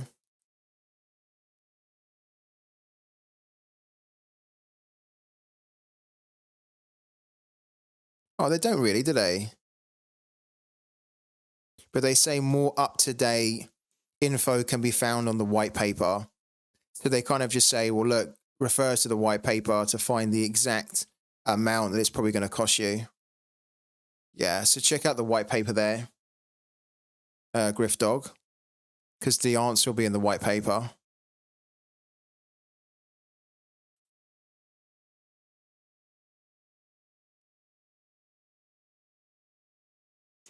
Like we have, to the real world. We actually have 2 rares that we can ascend now, but when we were looking into it, I want to do it, but it's not the right time for me to do it. It would cost us 52.8 Matic to do it, which, how much is that? I assumed earlier that was going to be about £40. I think it is probably about £40, right?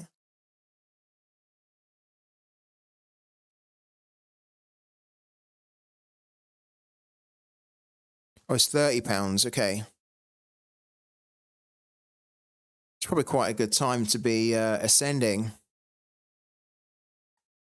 Thank you also to Snow for the follow. Welcome into the channel.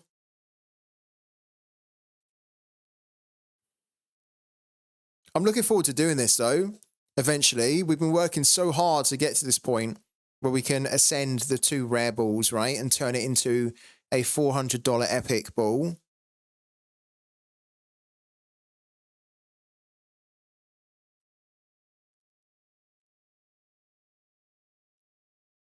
So, Neil, just before we move on, Neil, are you tempted at all to play this team into Cap 270? Or because looking at the number of rewards in there versus the number of entries, that's incredibly attractive at the moment. The fact that there are like 100 and whatever, 112, 118, there's only 400 entries in there. You've got a great chance to win in there. I'm sure the entries will improve and increase, right? But might be worth thinking about.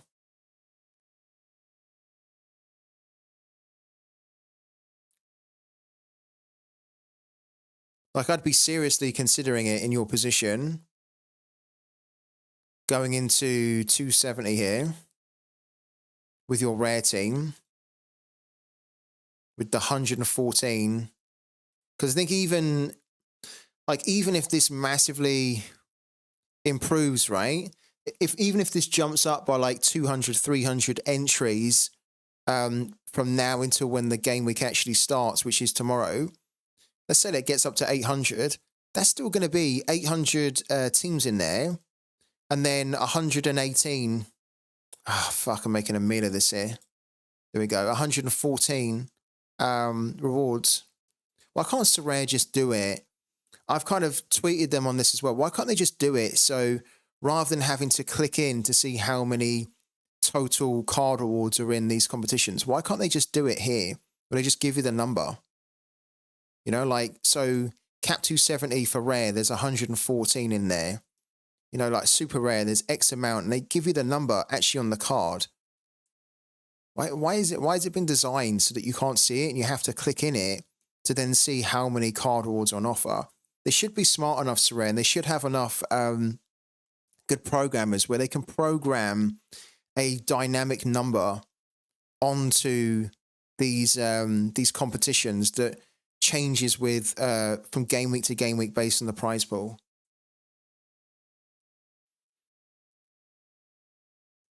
Afternoon, FTS. Just finished packing my travel bag for Munich tomorrow, hoping AFC can do it. What do you mean, finish packing your travel bag for Munich tomorrow?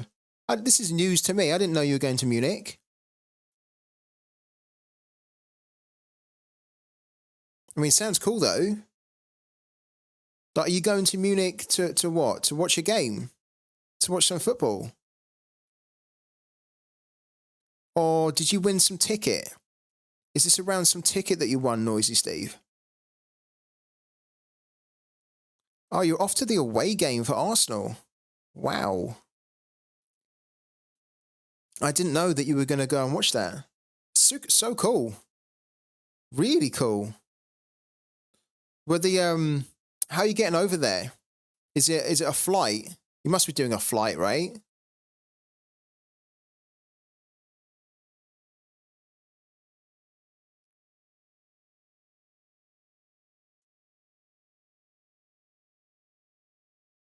Flying to Cologne and then the train to Munich. The flights to Cologne are so cheap usually. I remember I once flew to Cologne. In fact, I flew to Cologne a couple of times because it was so cheap. And I flew to Cologne for like £8. £8. It cost me more to get to the airport in the UK. So to go from my house to the airport, it cost me more.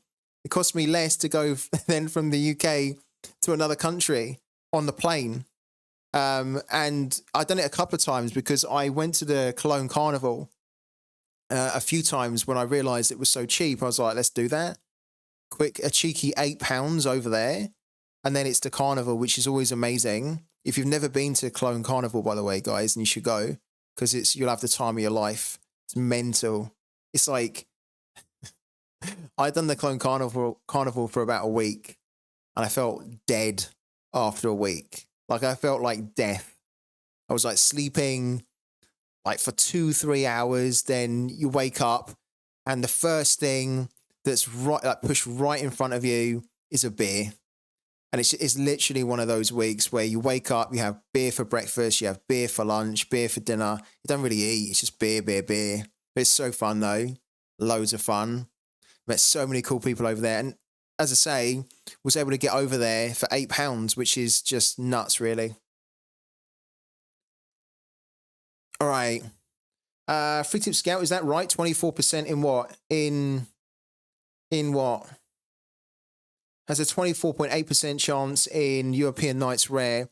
Well, I haven't worked it out, but if Arthur's been working it out, I'm sure he has. Yeah. It's number of entrants divided by prizes, exactly. So how many prizes go into the number of entrants, basically. And then once you've done that, then you then know the number.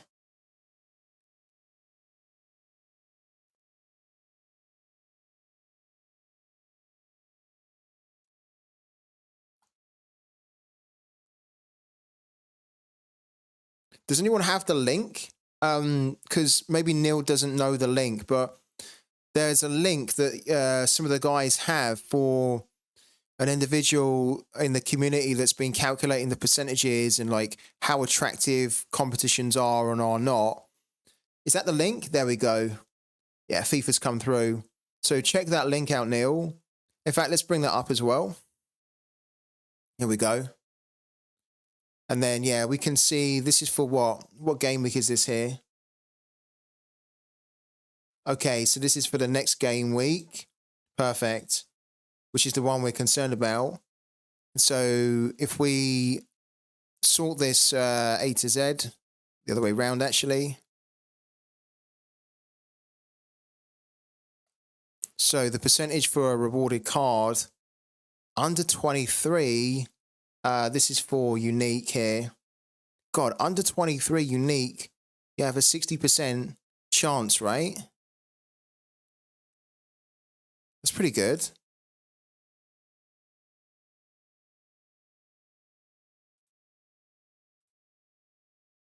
And then look, 270.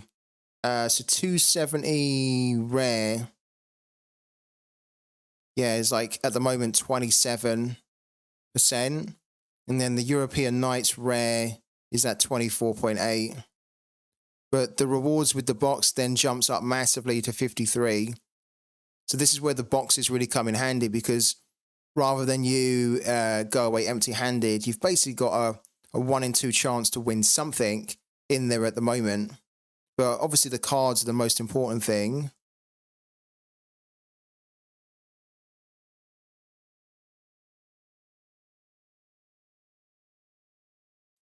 Pretty cool. So yeah, make sure that you add this to your favorites so you can check it, and you can go back and you can check the data from previous game weeks as well. It's really useful. I should use it more, to be honest with you. I really should.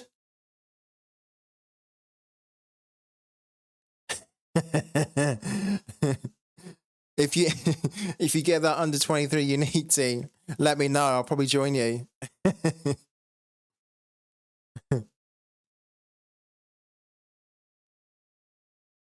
You want a signed kit again in the last European Nights? No way. What do you mean again? When did you win it the first time? FIFA. What was the special weekly that you won the first signed kit in?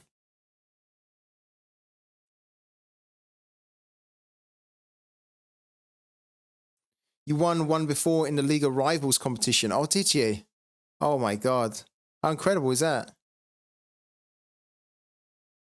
Yeah, if I was you, Neil, I'd be playing it in 270. But that's what I would do. You know, you might want to do it differently, but for me, I'd be doing 270 at the moment. But you might want to double check it. I'm sure you will. You'll always want to double check it right before the game week. But I like the prospect of winning a card reward in 270 with that team compared to the European Nights and All-Star. The advantage with the European Nights is that you get a box, right? So if you do miss out on a reward, you're going to get a box, and then it gives you a chance to get a card, but you don't have that in 270. But honestly, I think that the chances in 270 just look a little bit more attractive at the moment. So, yeah. All right. Let's take another quick breather, and then when we come back, we'll keep doing some more stuff around the game week, I think. So we'll be back in 5, guys, okay?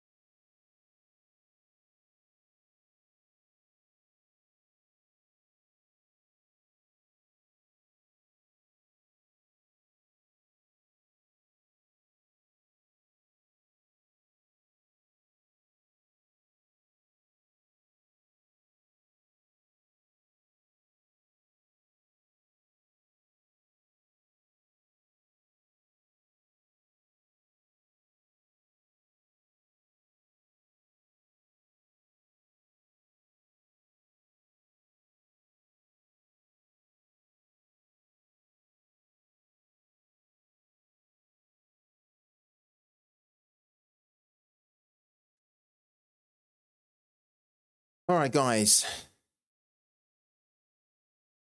Hello to Redor, who's joining us now on on Twitch. Your handle is very different.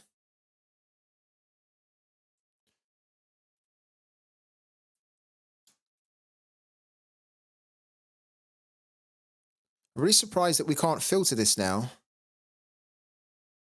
I don't know why. I feel like that's a bug that's happened. You used to be able to filter these columns over here in SorareData. It was quite useful because then you could very easily sort by who's got projected best clean sheet, best goal scored, all that sort of thing.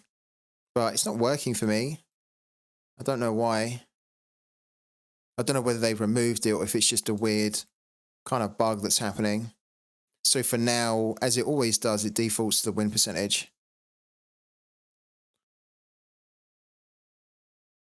What we're saying about Liverpool, guys, are we reckoning that Liverpool can do one of the biggest comebacks ever? Because we know that they can. Can Liverpool go through? Because they had another shocker on the weekend against Crystal Palace, right? Can Liverpool find the strength to overcome their deficit? They could do it. They're the type of team that you'd never really write them off. I think that you can't really write them off. I definitely will be watching that game to see if we're going to see another Liverpool moment of magic. But like they've given themselves a mountain to climb against Atalanta. It was 3-0, wasn't it, from the first leg, right?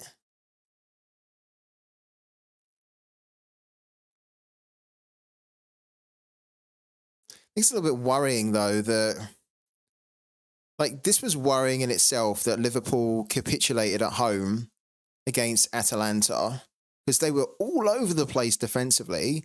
And then you kind of thought, well, they're going to put that down to a bad day in the office and that they're all going to work on it. They're going to come together on the training ground and they're going to fix it for the next game. And there's going to be a big reaction.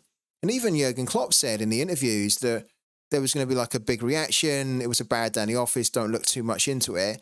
And then they follow that up with a second defeat at home where they don't even score again. They don't score against Crystal Palace. That's the worrying thing. They didn't score. Like Liverpool always score. And they've now gone 2 games where they've not scored at all. And they've conceded 4 goals at home. So that does worry me a little bit. But maybe now they're playing away and they know they need to go for it. They'll just approach this, especially after 2 defeats now. They just have to go. They have to go for it.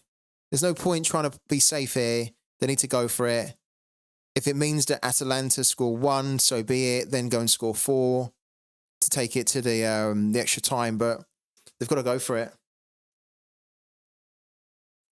I bet Atalanta can score 1 or 2 goals, but still won't be surprised if Liverpool score 5. I think, yeah, you're right. I'm expecting Atalanta to score 1, if not 2. I reckon they can definitely score 1. It'll be a case of can Liverpool score 4 if Atalanta can score 1. And then if they score 2, can Liverpool then score 5? Which they can. We know they can. But they're going to need to turn up. What's going on with Liverpool at the moment? We've got a couple of... I know we've got a couple of Liverpool fans in the chat. What's happened in this game? I didn't see it. But looking at the stats here, they were kind of all over them. You know, mad amounts of possession, mad amounts of shots. How on earth they didn't score when they had an expected goals of 2.81? I'd love to know. Like, what is going on? Do we think that Liverpool season is about to be derailed here? Or is this Liverpool season coming off the rails as they are so close to the finish line? Or what's going on? I'd like to know. I'd like to get the thoughts and opinions on this from everyone, but especially Liverpool fans in the chat.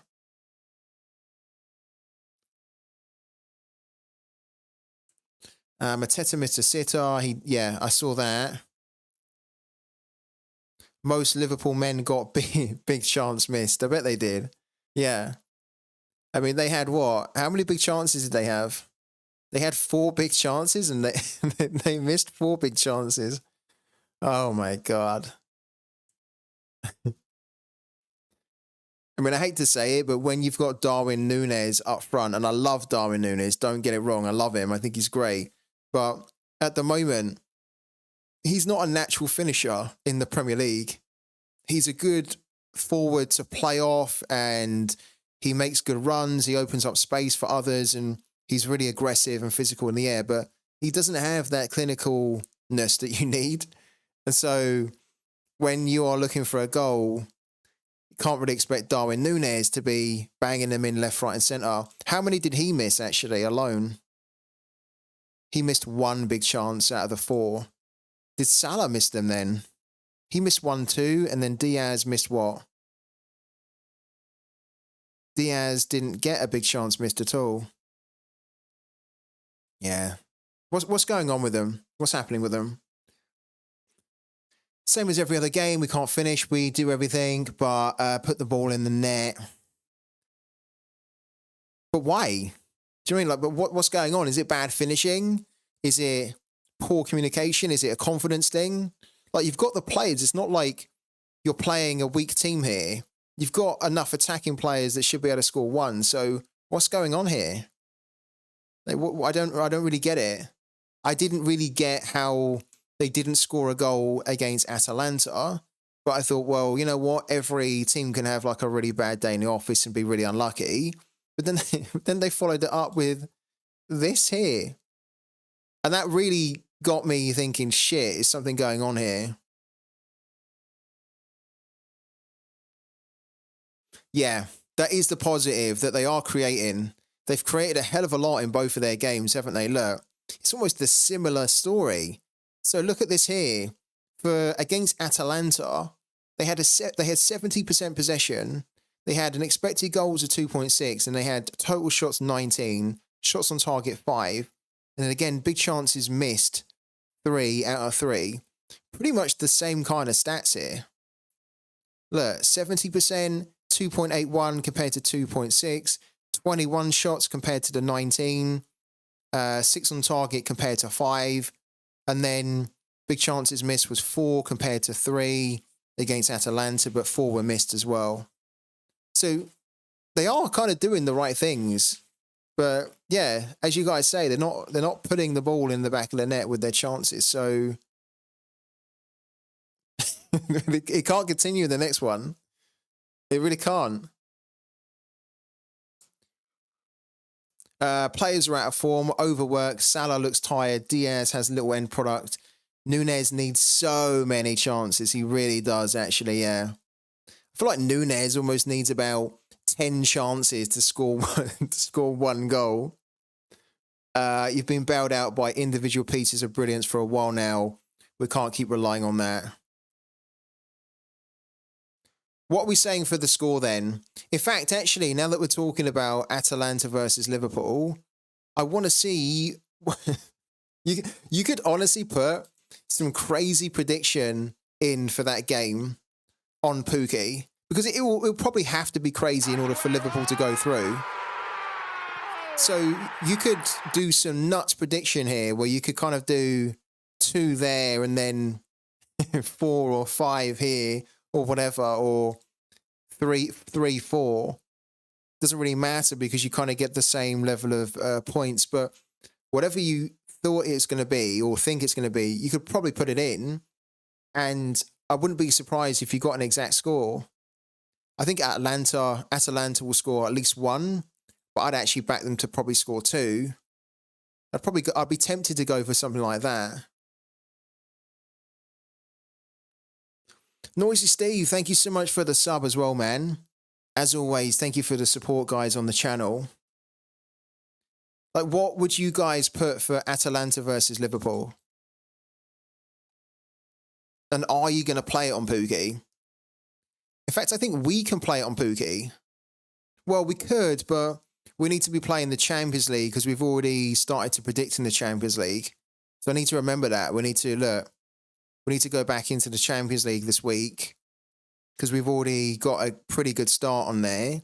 So we need to do another 4 games in here this week, and then we've done it. But yeah, if I was going to do the Europa League, I would probably do 4-2 like that, maybe. 5-2, would you? And then 2-2, says Neil. 3-1. No, I can't see that happening. With what's at stake here, I know that Liverpool have been struggling to score in the last two, but they have, as the boys are saying, they have created loads of chances. So I would expect them to score 2 now, minimum 2. Maybe 4 is a little bit adventurous, right? But I'm almost thinking that they can tap into some of the inspirational stories from their past, you know. What was that game? It was against Dortmund, wasn't it? Do you remember when Liverpool played Dortmund in, I think it was the Champions League years ago? And it was like a crazy game where they came back. What was that? What was that score? Was it the 2016 one? Yeah, this game here, I think it was, right? where they came back hard. Yeah, they were like, look, they were 2-0 down. And then they brought it back to 2-1, and then it went to 3-1, and then they ended up winning 4-3. That was so insane, that game. That was one of the best comebacks I've ever seen. That game there. So they almost need to like go back to that mentally and think we can do it. We've done it before.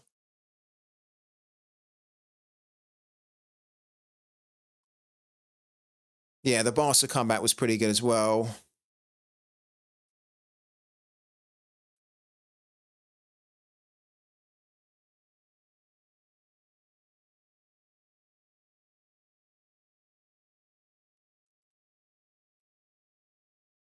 Why have my players not really... I mean, I guess I'm too impatient, but I'm just really surprised that... I guess it's because people are focusing on the midweek, right? Although, to be honest, I've got some players for the midweek that are up. I've got 5 players actually for the midweek. Not sort of getting anywhere with them. Okay. We'll see how we can get on. So, yeah, let's bring up the lineup builder here. So if I was going to enter a lineup into the midweek, let's say that I don't sell any of my players that I'm trying to sell that have the midweek games, then what I will be doing, let's come off that. What I'll be doing is I'll be putting that team then into cap 220 rare. And that will basically be the team that I would play for the midweek.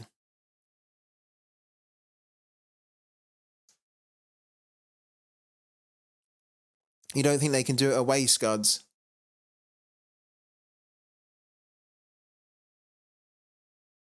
I think it will be a little bit sad if Liverpool go out, which it's looking like they will, but unless they can, you know, do the biggest great escape ever. But I think it'll be so sad if Liverpool go out, because this was a good opportunity, I think, for them to go and win the Europa League in Klopp's last season.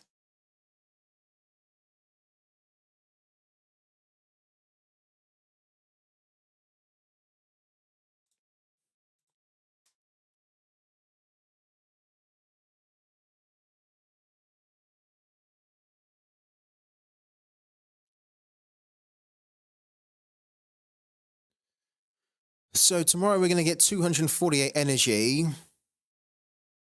And we need to spend, on Pooky, we need to spend 40 of that energy in here, which is going to give us 208. And then that allows us to,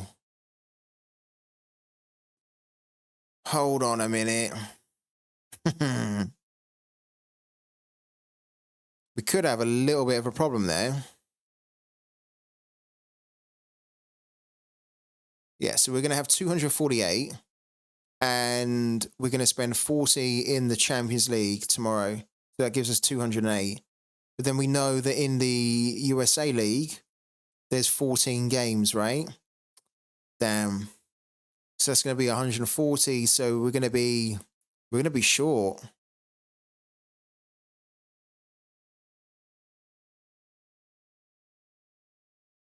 Like we can do the USA League, but we're then going to be short on doing the German League. Oh, that's a pain.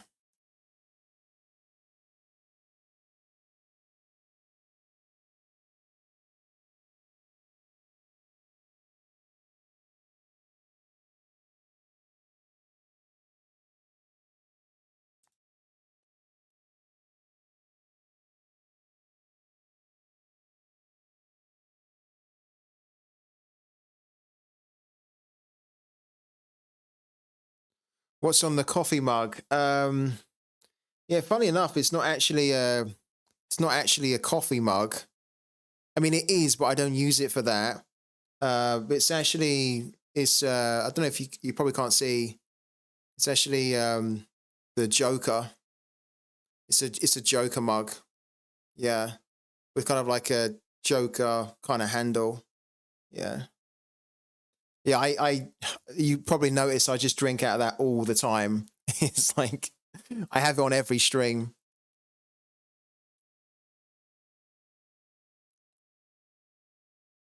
It's like the only thing that I drink out of. How are we going to do this here? I mean, we have to go into the Champions League because we've committed. Yeah, it's pretty cool. I'm a big Joker fan, so I've got this Joker mug on some Joker what do you call them, like mug mats. That's not what you call them, is it? But you know, almost like yeah, I guess they are, right? Placeholder mug mats or whatever. What are they called? I can't remember what they're called. Yeah. You know what I mean? Yeah, so I got them on that. Yeah, I'm big into Batman, the whole universe. I'm big into Joker as well. I can't wait for the Joker 2 to come out. If you've not seen the trailer, then check it out. It's pretty interesting, but I think I'm really curious to understand how the film works because it's a musical. Well, it's been labeled as a musical, and I don't like musicals. I don't. So I'm really interested to see how that's going to work because I think it's labeled as a musical because there's a lot of songs in it that they sing and dance to, like Harley Quinn and the Joker, but it's not like a musical, like it's still almost just a normal film, but there's just a lot more of that music in it. I think that's what I understand anyway. Yeah, that's it. Coaster. There we go. Thanks, Scuds. It was on the tip of my tongue, but I couldn't remember it. My sub badge is gone again, although I resub today and I have to resub again tomorrow. What is it with you and Amazon? I think you need to go on a vendetta with them. You need to go on a vendetta. Guys, what are we doing here? Help me out. How can we make the full use of our energy here? Because we have to do the USA League because that's the league where you guys can throw your hat in the ring. So this is going to be 140. But it means then we've only got 100 basically left over and we need to spend 40. So is there a league where we can pay like 60 in this week? There isn't, is there? We can't then fully predict another one. Maybe what we need to do then is we just need to accept that we do the USA League and then the Champions League, and then we pay the 60 that we've got left over. We pay it forward into game week 75. Maybe that's what we need to do. Like I'm trying to squeeze all my energy into this this next upcoming game week, and it's just not going to happen, is it? And maybe we're going to end up spending like 20 energy or something to update the predictions. So I could like have 40 left over to make predictions, but obviously that's not going to be enough to fully predict another league in the next game week. And there's not even any game weeks from what I can see. There's not even any match days where they start their game week in their games in this game week, and then the remainder continue after the reset, the energy reset. So, like here, look, Saturday, Sunday. I think we're going to need to pay it forward, aren't we? That's the only thing I can figure out here.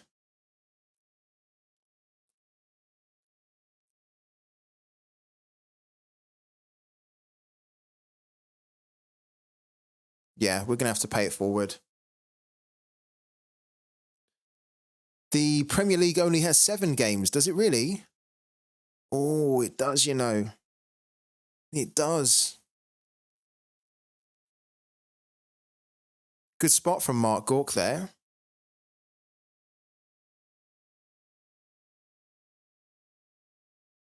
It does mean that we won't be able to fully predict this league, but 6 predictions out of 7 might be enough anyway to get us into the top 50%, and then win some Matic and some Pock. Yeah. I don't mind doing 6 out of 7 at all.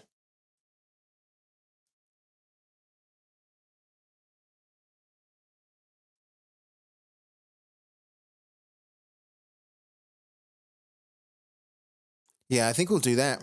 I think we'll actually do that. Yeah. It's going to give us some Pock, isn't it, potentially, to level our balls up.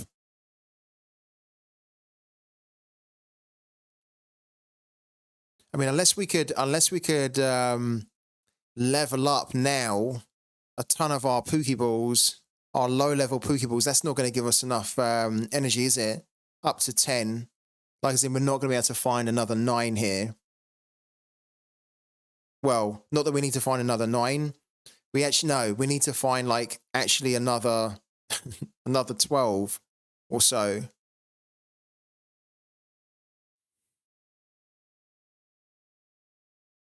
Technically another 10. So we go to 258.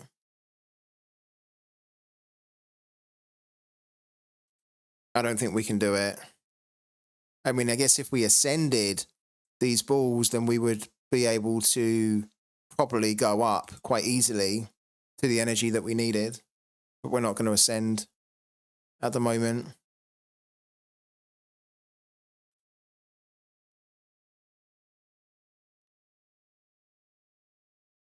Nah, we're not going to do it.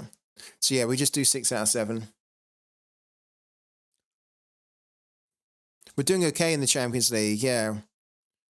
We've got 208 points from here, 59 here, 56, and then 65. At the moment, leaderboard-wise, we're 153. I think we can do better. I reckon, because we were so close to getting an exact score here, I think I can get at least 1 exact score, if not 2, from the last 4 games. So we're going to continue to do that still.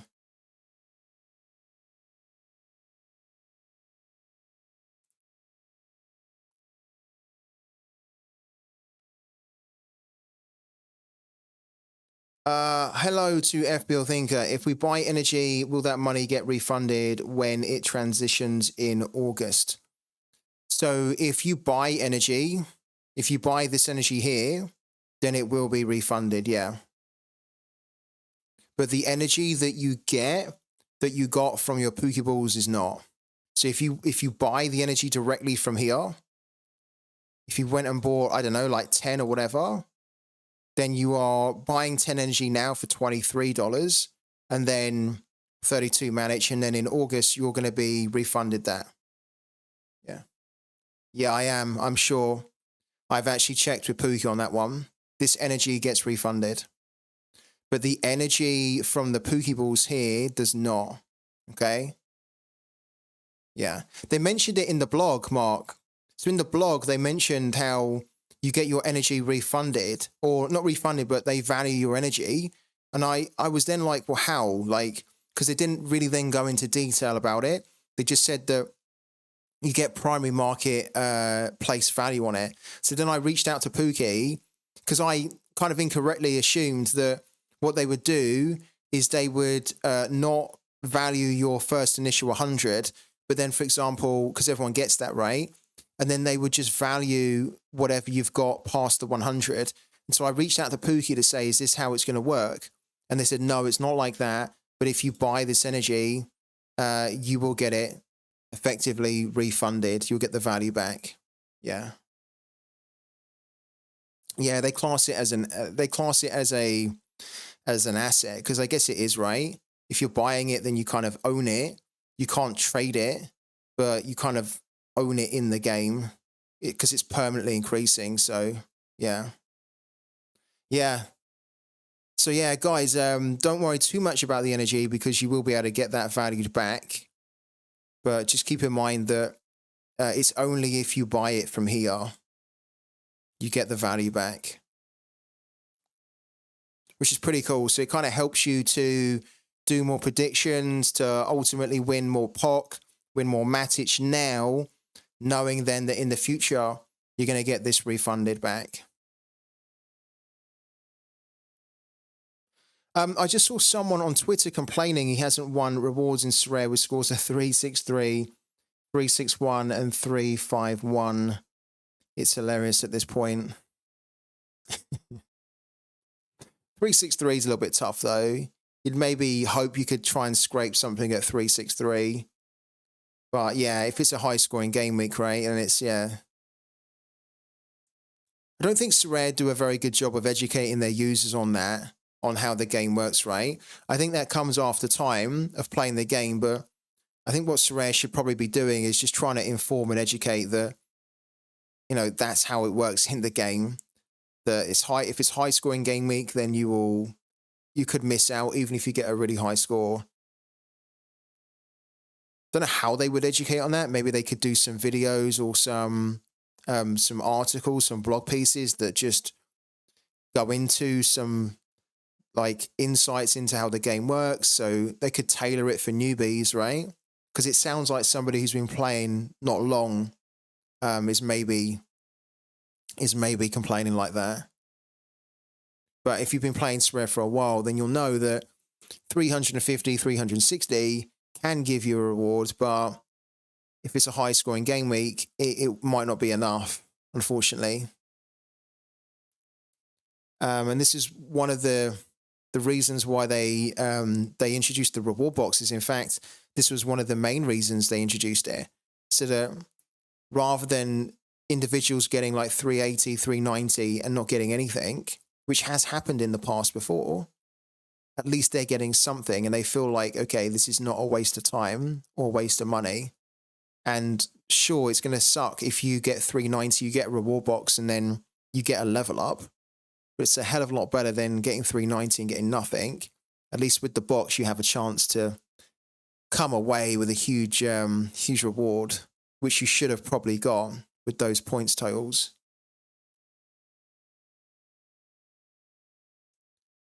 Yeah. Somebody didn't win anything with 400 points a few weeks ago.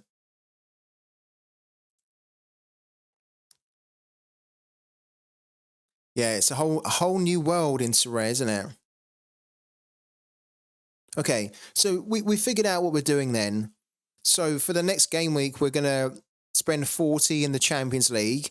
Then we're going to spend 60 in the English League, the Premier League. So we predict 6 out of the 7 games in that one. And then we keep the 14 games available for you guys to predict in as part of Throw Your Hat in the Ring. So we'll be having our chances in 3 different leagues for the next game week. Good. Okay. Yeah, take advantage as well, guys, of the fact that these common Pokeballs are going to cost you $15 today, $15.58, and then you're going to get basically $25 back for that ball.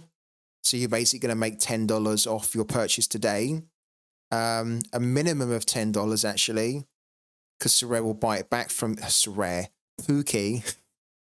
Sorare's not going to buy any Pokeballs, but Pooky will effectively buy your Pokeballs back off you and credit you, so you can spend in the new format in August. So yeah, I'm a little bit surprised actually with the the drop in the price and the prices of Matic and all that. I'm a little bit surprised that they're still available, the commons, because the commons usually go really quickly.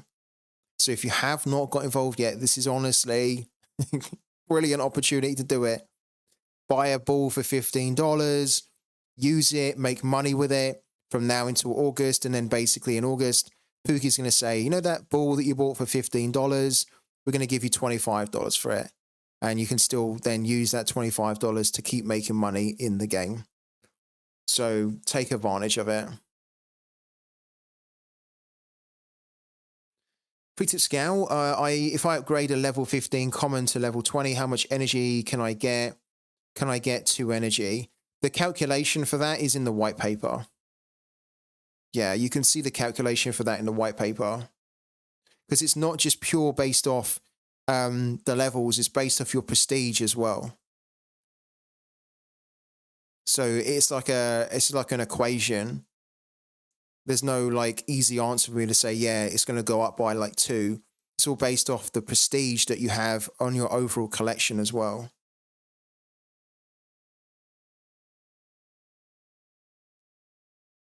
So just check the white paper out, FPL Thinker, and you'll find the answer in there, man.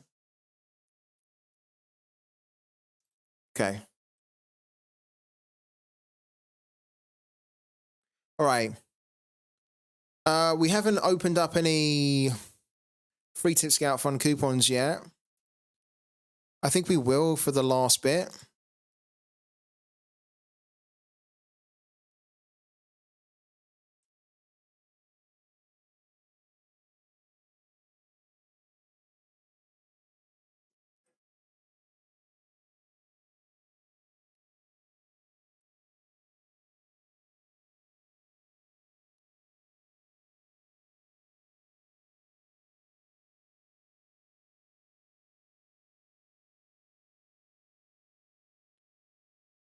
Okay, so all of the free tip scout fund coupons are available to redeem apart from throw your hat in the ring and show me the money. And show me the money is on hold indefinitely for the time being. Why have we not really been receiving any offers at all for any of our players? I'm a bit worried. It's one thing not selling them, but it's another thing not even getting offers for them when they are kind of all at the cheapest on the market too. You're not wrong, actually, Rude. Yeah, you're really not wrong. I'll probably still be. Oh, okay. It's not cheapest on the market now. So this is the problem. Everyone's just struggling to sell, so it's just driving the prices down, right? I mean, this Andre Hansen sold for £8 4 hours ago, and now, look, even before that, 2 days ago, 9,999, so kind of close to 10. Now we're getting to the point where we're driving this down to closer to 7 and 6 now. Unbelievable. You'd expect there to be more demand for this. I know he's got a horrible fixture, to be fair. He doesn't have a good fixture, but he is a starting goalkeeper with an L50 and a 40 in the midweek, which is pretty hard to come by. I thought there'd be a lot more demand for this type of player. Oh, well. Yeah, 9999. I didn't put the Hitler voice on though.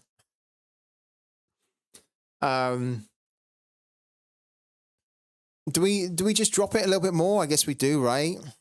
I mean, at this point, we might as well commit. Excuse me. Did we not have an offer? Okay, we had an offer for 7. We had an offer for 740, which we rejected. I might regret that now. I said I didn't want to sell it for less than 780. To be fair, I don't think we really need to drop it too much, but we'll drop it to 760. And then if we get undercut, we get undercut. But at some point, we've got to say that's enough. All right, we can't keep dropping and dropping and dropping. Like, that is enough now. This is the last time I'm going to change Hansen.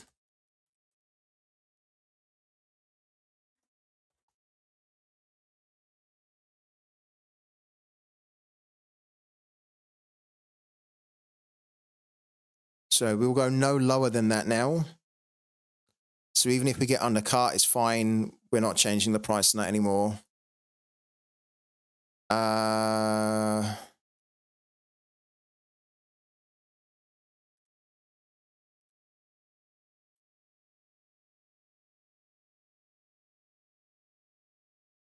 This is actually very good.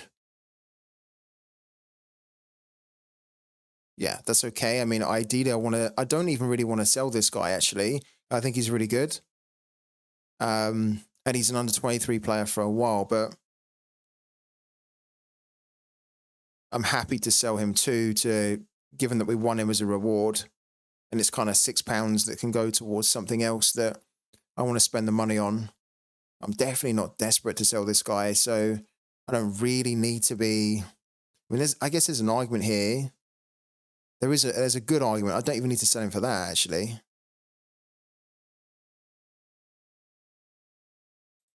Let's try and just edge this out a little bit more.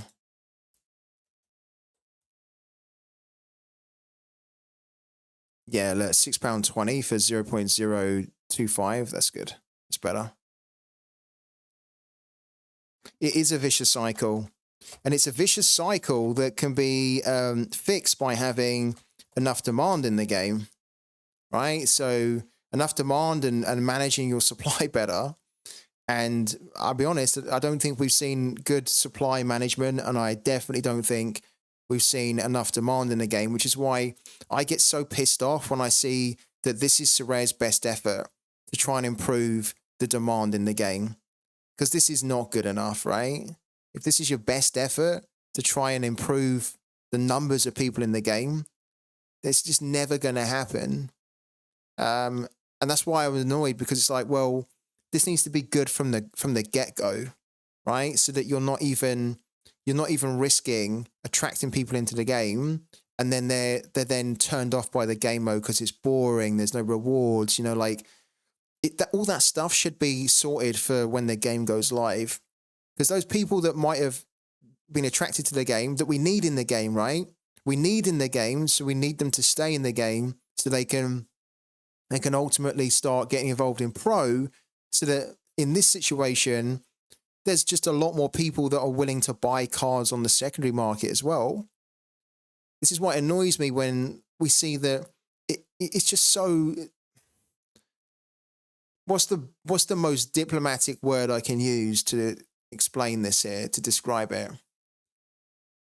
I'm struggling to think of a diplomatic word. So I'm just going to say how it is. It's just a ball of fucking shit, this game mode right now.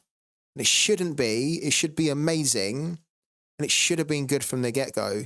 Now, it can still get good, and it will hopefully still get good.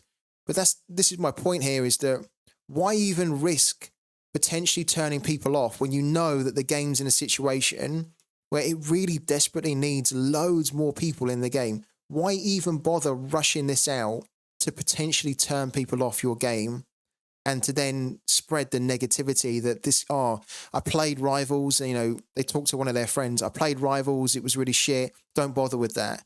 Then that person won't, most likely,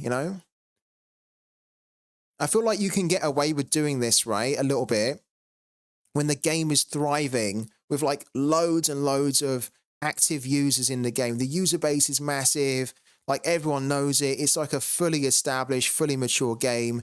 Then you can kind of slightly get away with it because your user base is still going to be pissed off, but they're still going to play it because they're loyal and they've been playing the game for years. And like, you're just big enough now that you can get away with it. But when you're at the stage where like you literally have to launch a new game mode so that you found that this is not onboarding people. The other methods that you were doing were not good enough to help the game grow. And then you've basically touted this as the main solution to help you grow. and then you launch it in the state that it's been launched. It just, for me, as someone that's invested in the game that was relying on the company, launching this with the intentions to really help the game grow, I think they've gone about it in completely the wrong way. And that's why I'm a little bit annoyed, because we're now kind of, if I'm trying to sell players here, I'm looking at Sorare and I'm saying, could these players be selling easier if this had been launched a lot better? If it had been launched the way it should have. Yeah. It will get better. That's the thing. It will get better, but Sorare's genuinely not in the position where they can just get away with launching stuff like this, and it's completely not a good standard from the get-go. And if they think that they can, then it's a bit worrying, because we needed this to be great. It will get great, but I just honestly feel like we're probably missing out on so many new people that could be jumping into the game, staying in the game, playing the game, investing in the game. Because if this is their entry into the game and they're playing it, it might be fun for the first week, maybe 2 weeks, but then once and we've seen the feedback from people, once they realize that it's so underdeveloped and badly executed, the fact that you only get 1 ticket a day is just joke, really. The fact that there's no other way to earn rewards in it other than like reward boxes. There's no ranked leaderboard. The UI looks kind of terrible. There's just not much to it. It's just, yeah, I guess I'm going on, but I just get so frustrated when I see the team behind the game doing the same mistakes again and again and again. I don't know what it's going to take for them to wake up.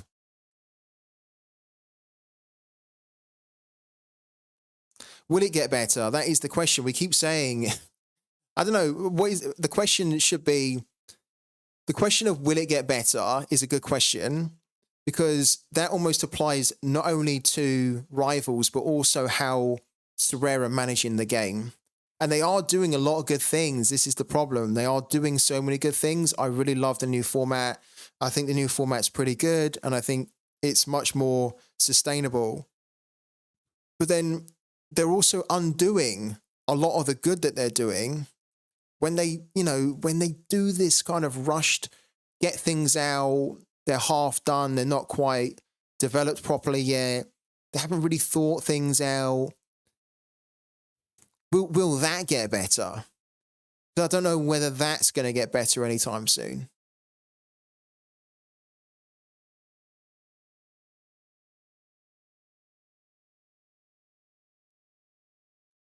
Like I've mentioned before on the streams, that they've got a great game here, and they've put so much work into it to get it to where it is today, and they need like so much credit for that. And they've weathered a lot of storms as well, through the crypto bull bear run, and also just the economy as well. The fact that this is still going and it's kind of doing quite well still is amazing. They've got loads more new licenses, loads more sports in the game as well. It's just been great so far, what they've achieved, but it could have been so much better at this point if they had just been running the game a little bit better. And they're not really like a game dev studio, are they? That's the thing. They're not a game dev studio. Like, they're almost like a bunch of people that know Web3 and had an idea around Web3 and then just ran with it. But I think the guys that at the top that have sort of put the game together don't really come from like a gaming background. And I think it kind of shows with like this game mode, for example, how this is a game that doesn't really feel like it's been done by a game dev studio, because the gamification of it is so minimal and so underutilized that it just feels like a placeholder. It feels like a game that's a placeholder that will get better, which kind of is, but it doesn't feel like a game that is designed to get you to spend more in the game, or a game that's designed to get you to spend more time in the game, or that will engage you, or that's addictive or super fun. I feel like a game dev studio would have known, developing this here, that this is not, in this state, this is not going to be a game that the millions talk about, that millions want to play.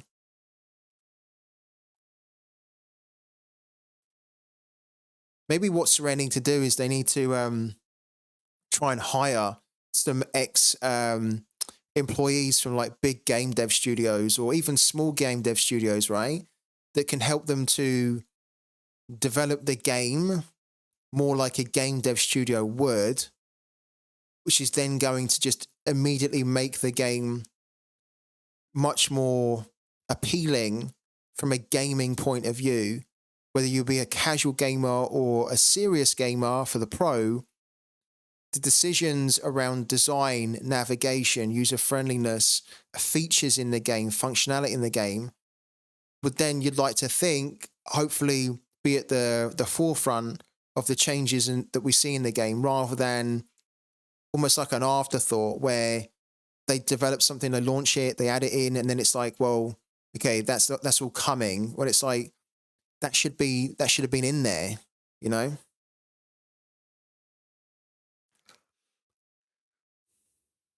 The game is uptrending. It just needs to look professional. That's the answer. You have Messi sponsoring the game and loads of reach. Now perfect it. Agree. Yeah, agree. That's the thing. It's like they're sitting on a gold mine with this game. They've got all the right licenses, all the right people behind it, ambassadors and brand ambassadors and whatnot. They've got an amazing idea that potentially could be really big, but it just seems like the execution on so many of the things is just not quite as polished as it needs to be at this stage of the cycle, because we're not talking about a young game anymore. We kind of are and we aren't. It's still relatively young, but it's like 5 years old, this game. And we're talking about a game that's 5 years old that has no club shop, no meaningful club shop. This is the only things in the club shop, for example. You know, like, there's so many things that are missing, so many things that aren't done right. So, like, it's got all the right ingredients, but they're miscooking it, or they're cooking it badly. If they want thousands of new players, solutions very simple: announce the new token and promise an airdrop. that would get a lot of new people to jump in, wouldn't it? At least it would get people talking about something something that it'll get them chasing a dream that might not actually happen. Justin, hey FTS, you told me to update you how the lineup went. It went to shit. Clark was benched for a returning Gordon after a year, and Livingston scored 2 goals, so Kent did awful. Shanklin, Frooken, Harthill done well. It could have been a great lineup if Clark played and they didn't concede, but oh well, that happens. Yeah, I think you still made the right decision though, because in theory, that was the play that you needed to do, right? And it just needed to be a case where you didn't get sucker punched by like a random rotation, and also your players then turned up and delivered. If they'd have done that, then you would be laughing right at the top of the hill. So unlucky, man. I'm glad you went with it though. You shouldn't have any regrets on that at all. Thank you for updating me. I appreciate that, Justin. Are you playing in the midweek at all? Do you have any teams to play in the midweek?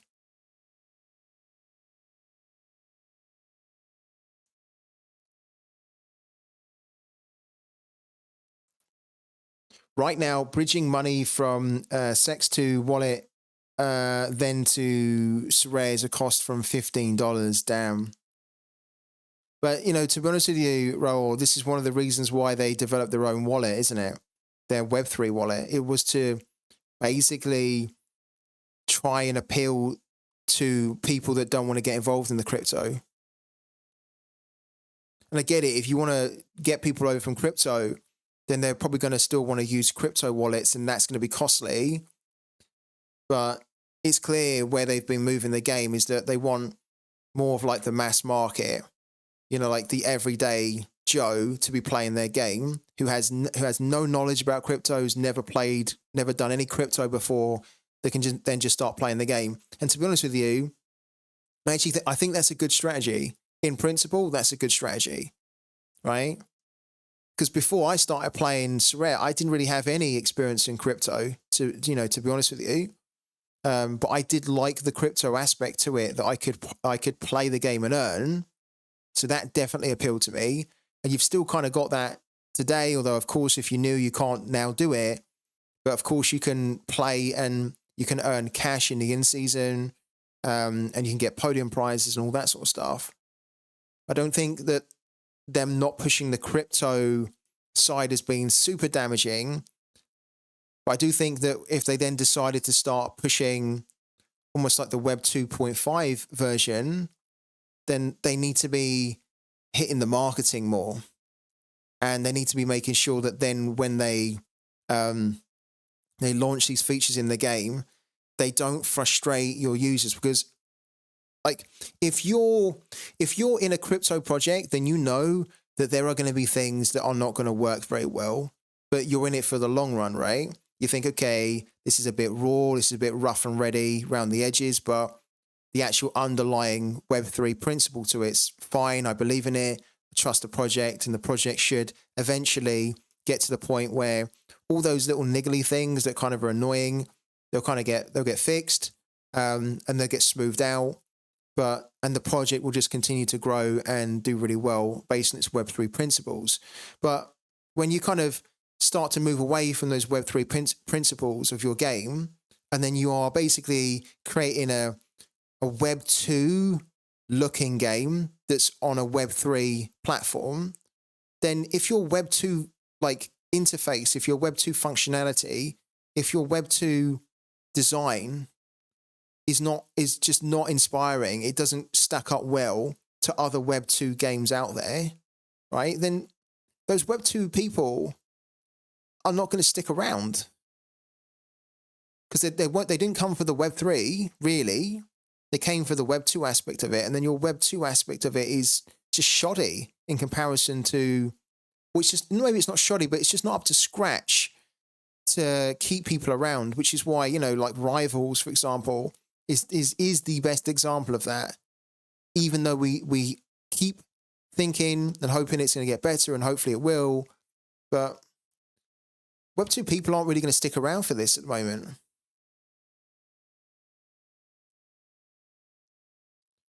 Not saying they should drop crypto, just a migration from mainnet to Optimism network or something like this.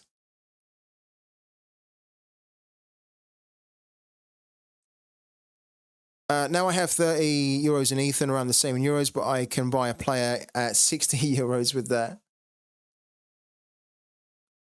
I think in the summer I'm going to buy a Celtic stack because they will dominate 34 out of 38 games. Yeah, I mean, if you have a Celtic stack, then it's going to be costly, but you'll get very good return on it.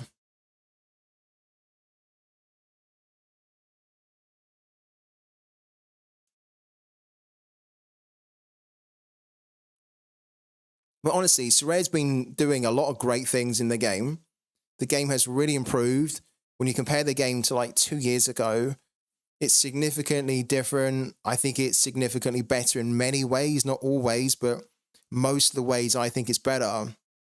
So, like, we can't be too hard on them because the game has been evolving and progressing, right?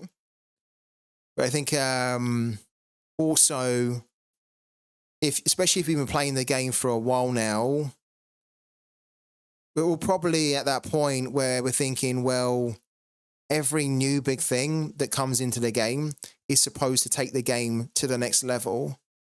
And we still are not seeing that next level. And so at some point, you've got to say, if it's not going to the next level, when we think it should be going to the next level, what as a team are we doing wrong? Is it the way we are running the game? Is it to do with marketing? Is it to do with perception and image? Is it to do with rewards and just a whole raft of things? But yeah, anyways, enough about that. Okay.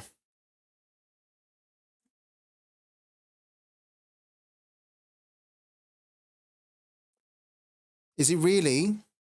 Wow, it's a good tip from Andre Blake. From Andre Blake about Andre Blake from Scuds there. Okay. We're actually going to end the stream now, I think, guys, about half an hour early. So thank you so much for everyone that jumped in. I really appreciate it. Yeah, good luck with your lineups for the midweek. And then we're going to be back again tomorrow at 12 p.m. We'll check out your lineups for the midweek. I'll see whether I'm actually going to be entering a lineup for the midweek. If I can't sell these players I'm trying to sell. And then we'll crack on with the weekend game week as well. So, yeah, until then, thanks, guys, and have a good evening. I'll catch you tomorrow.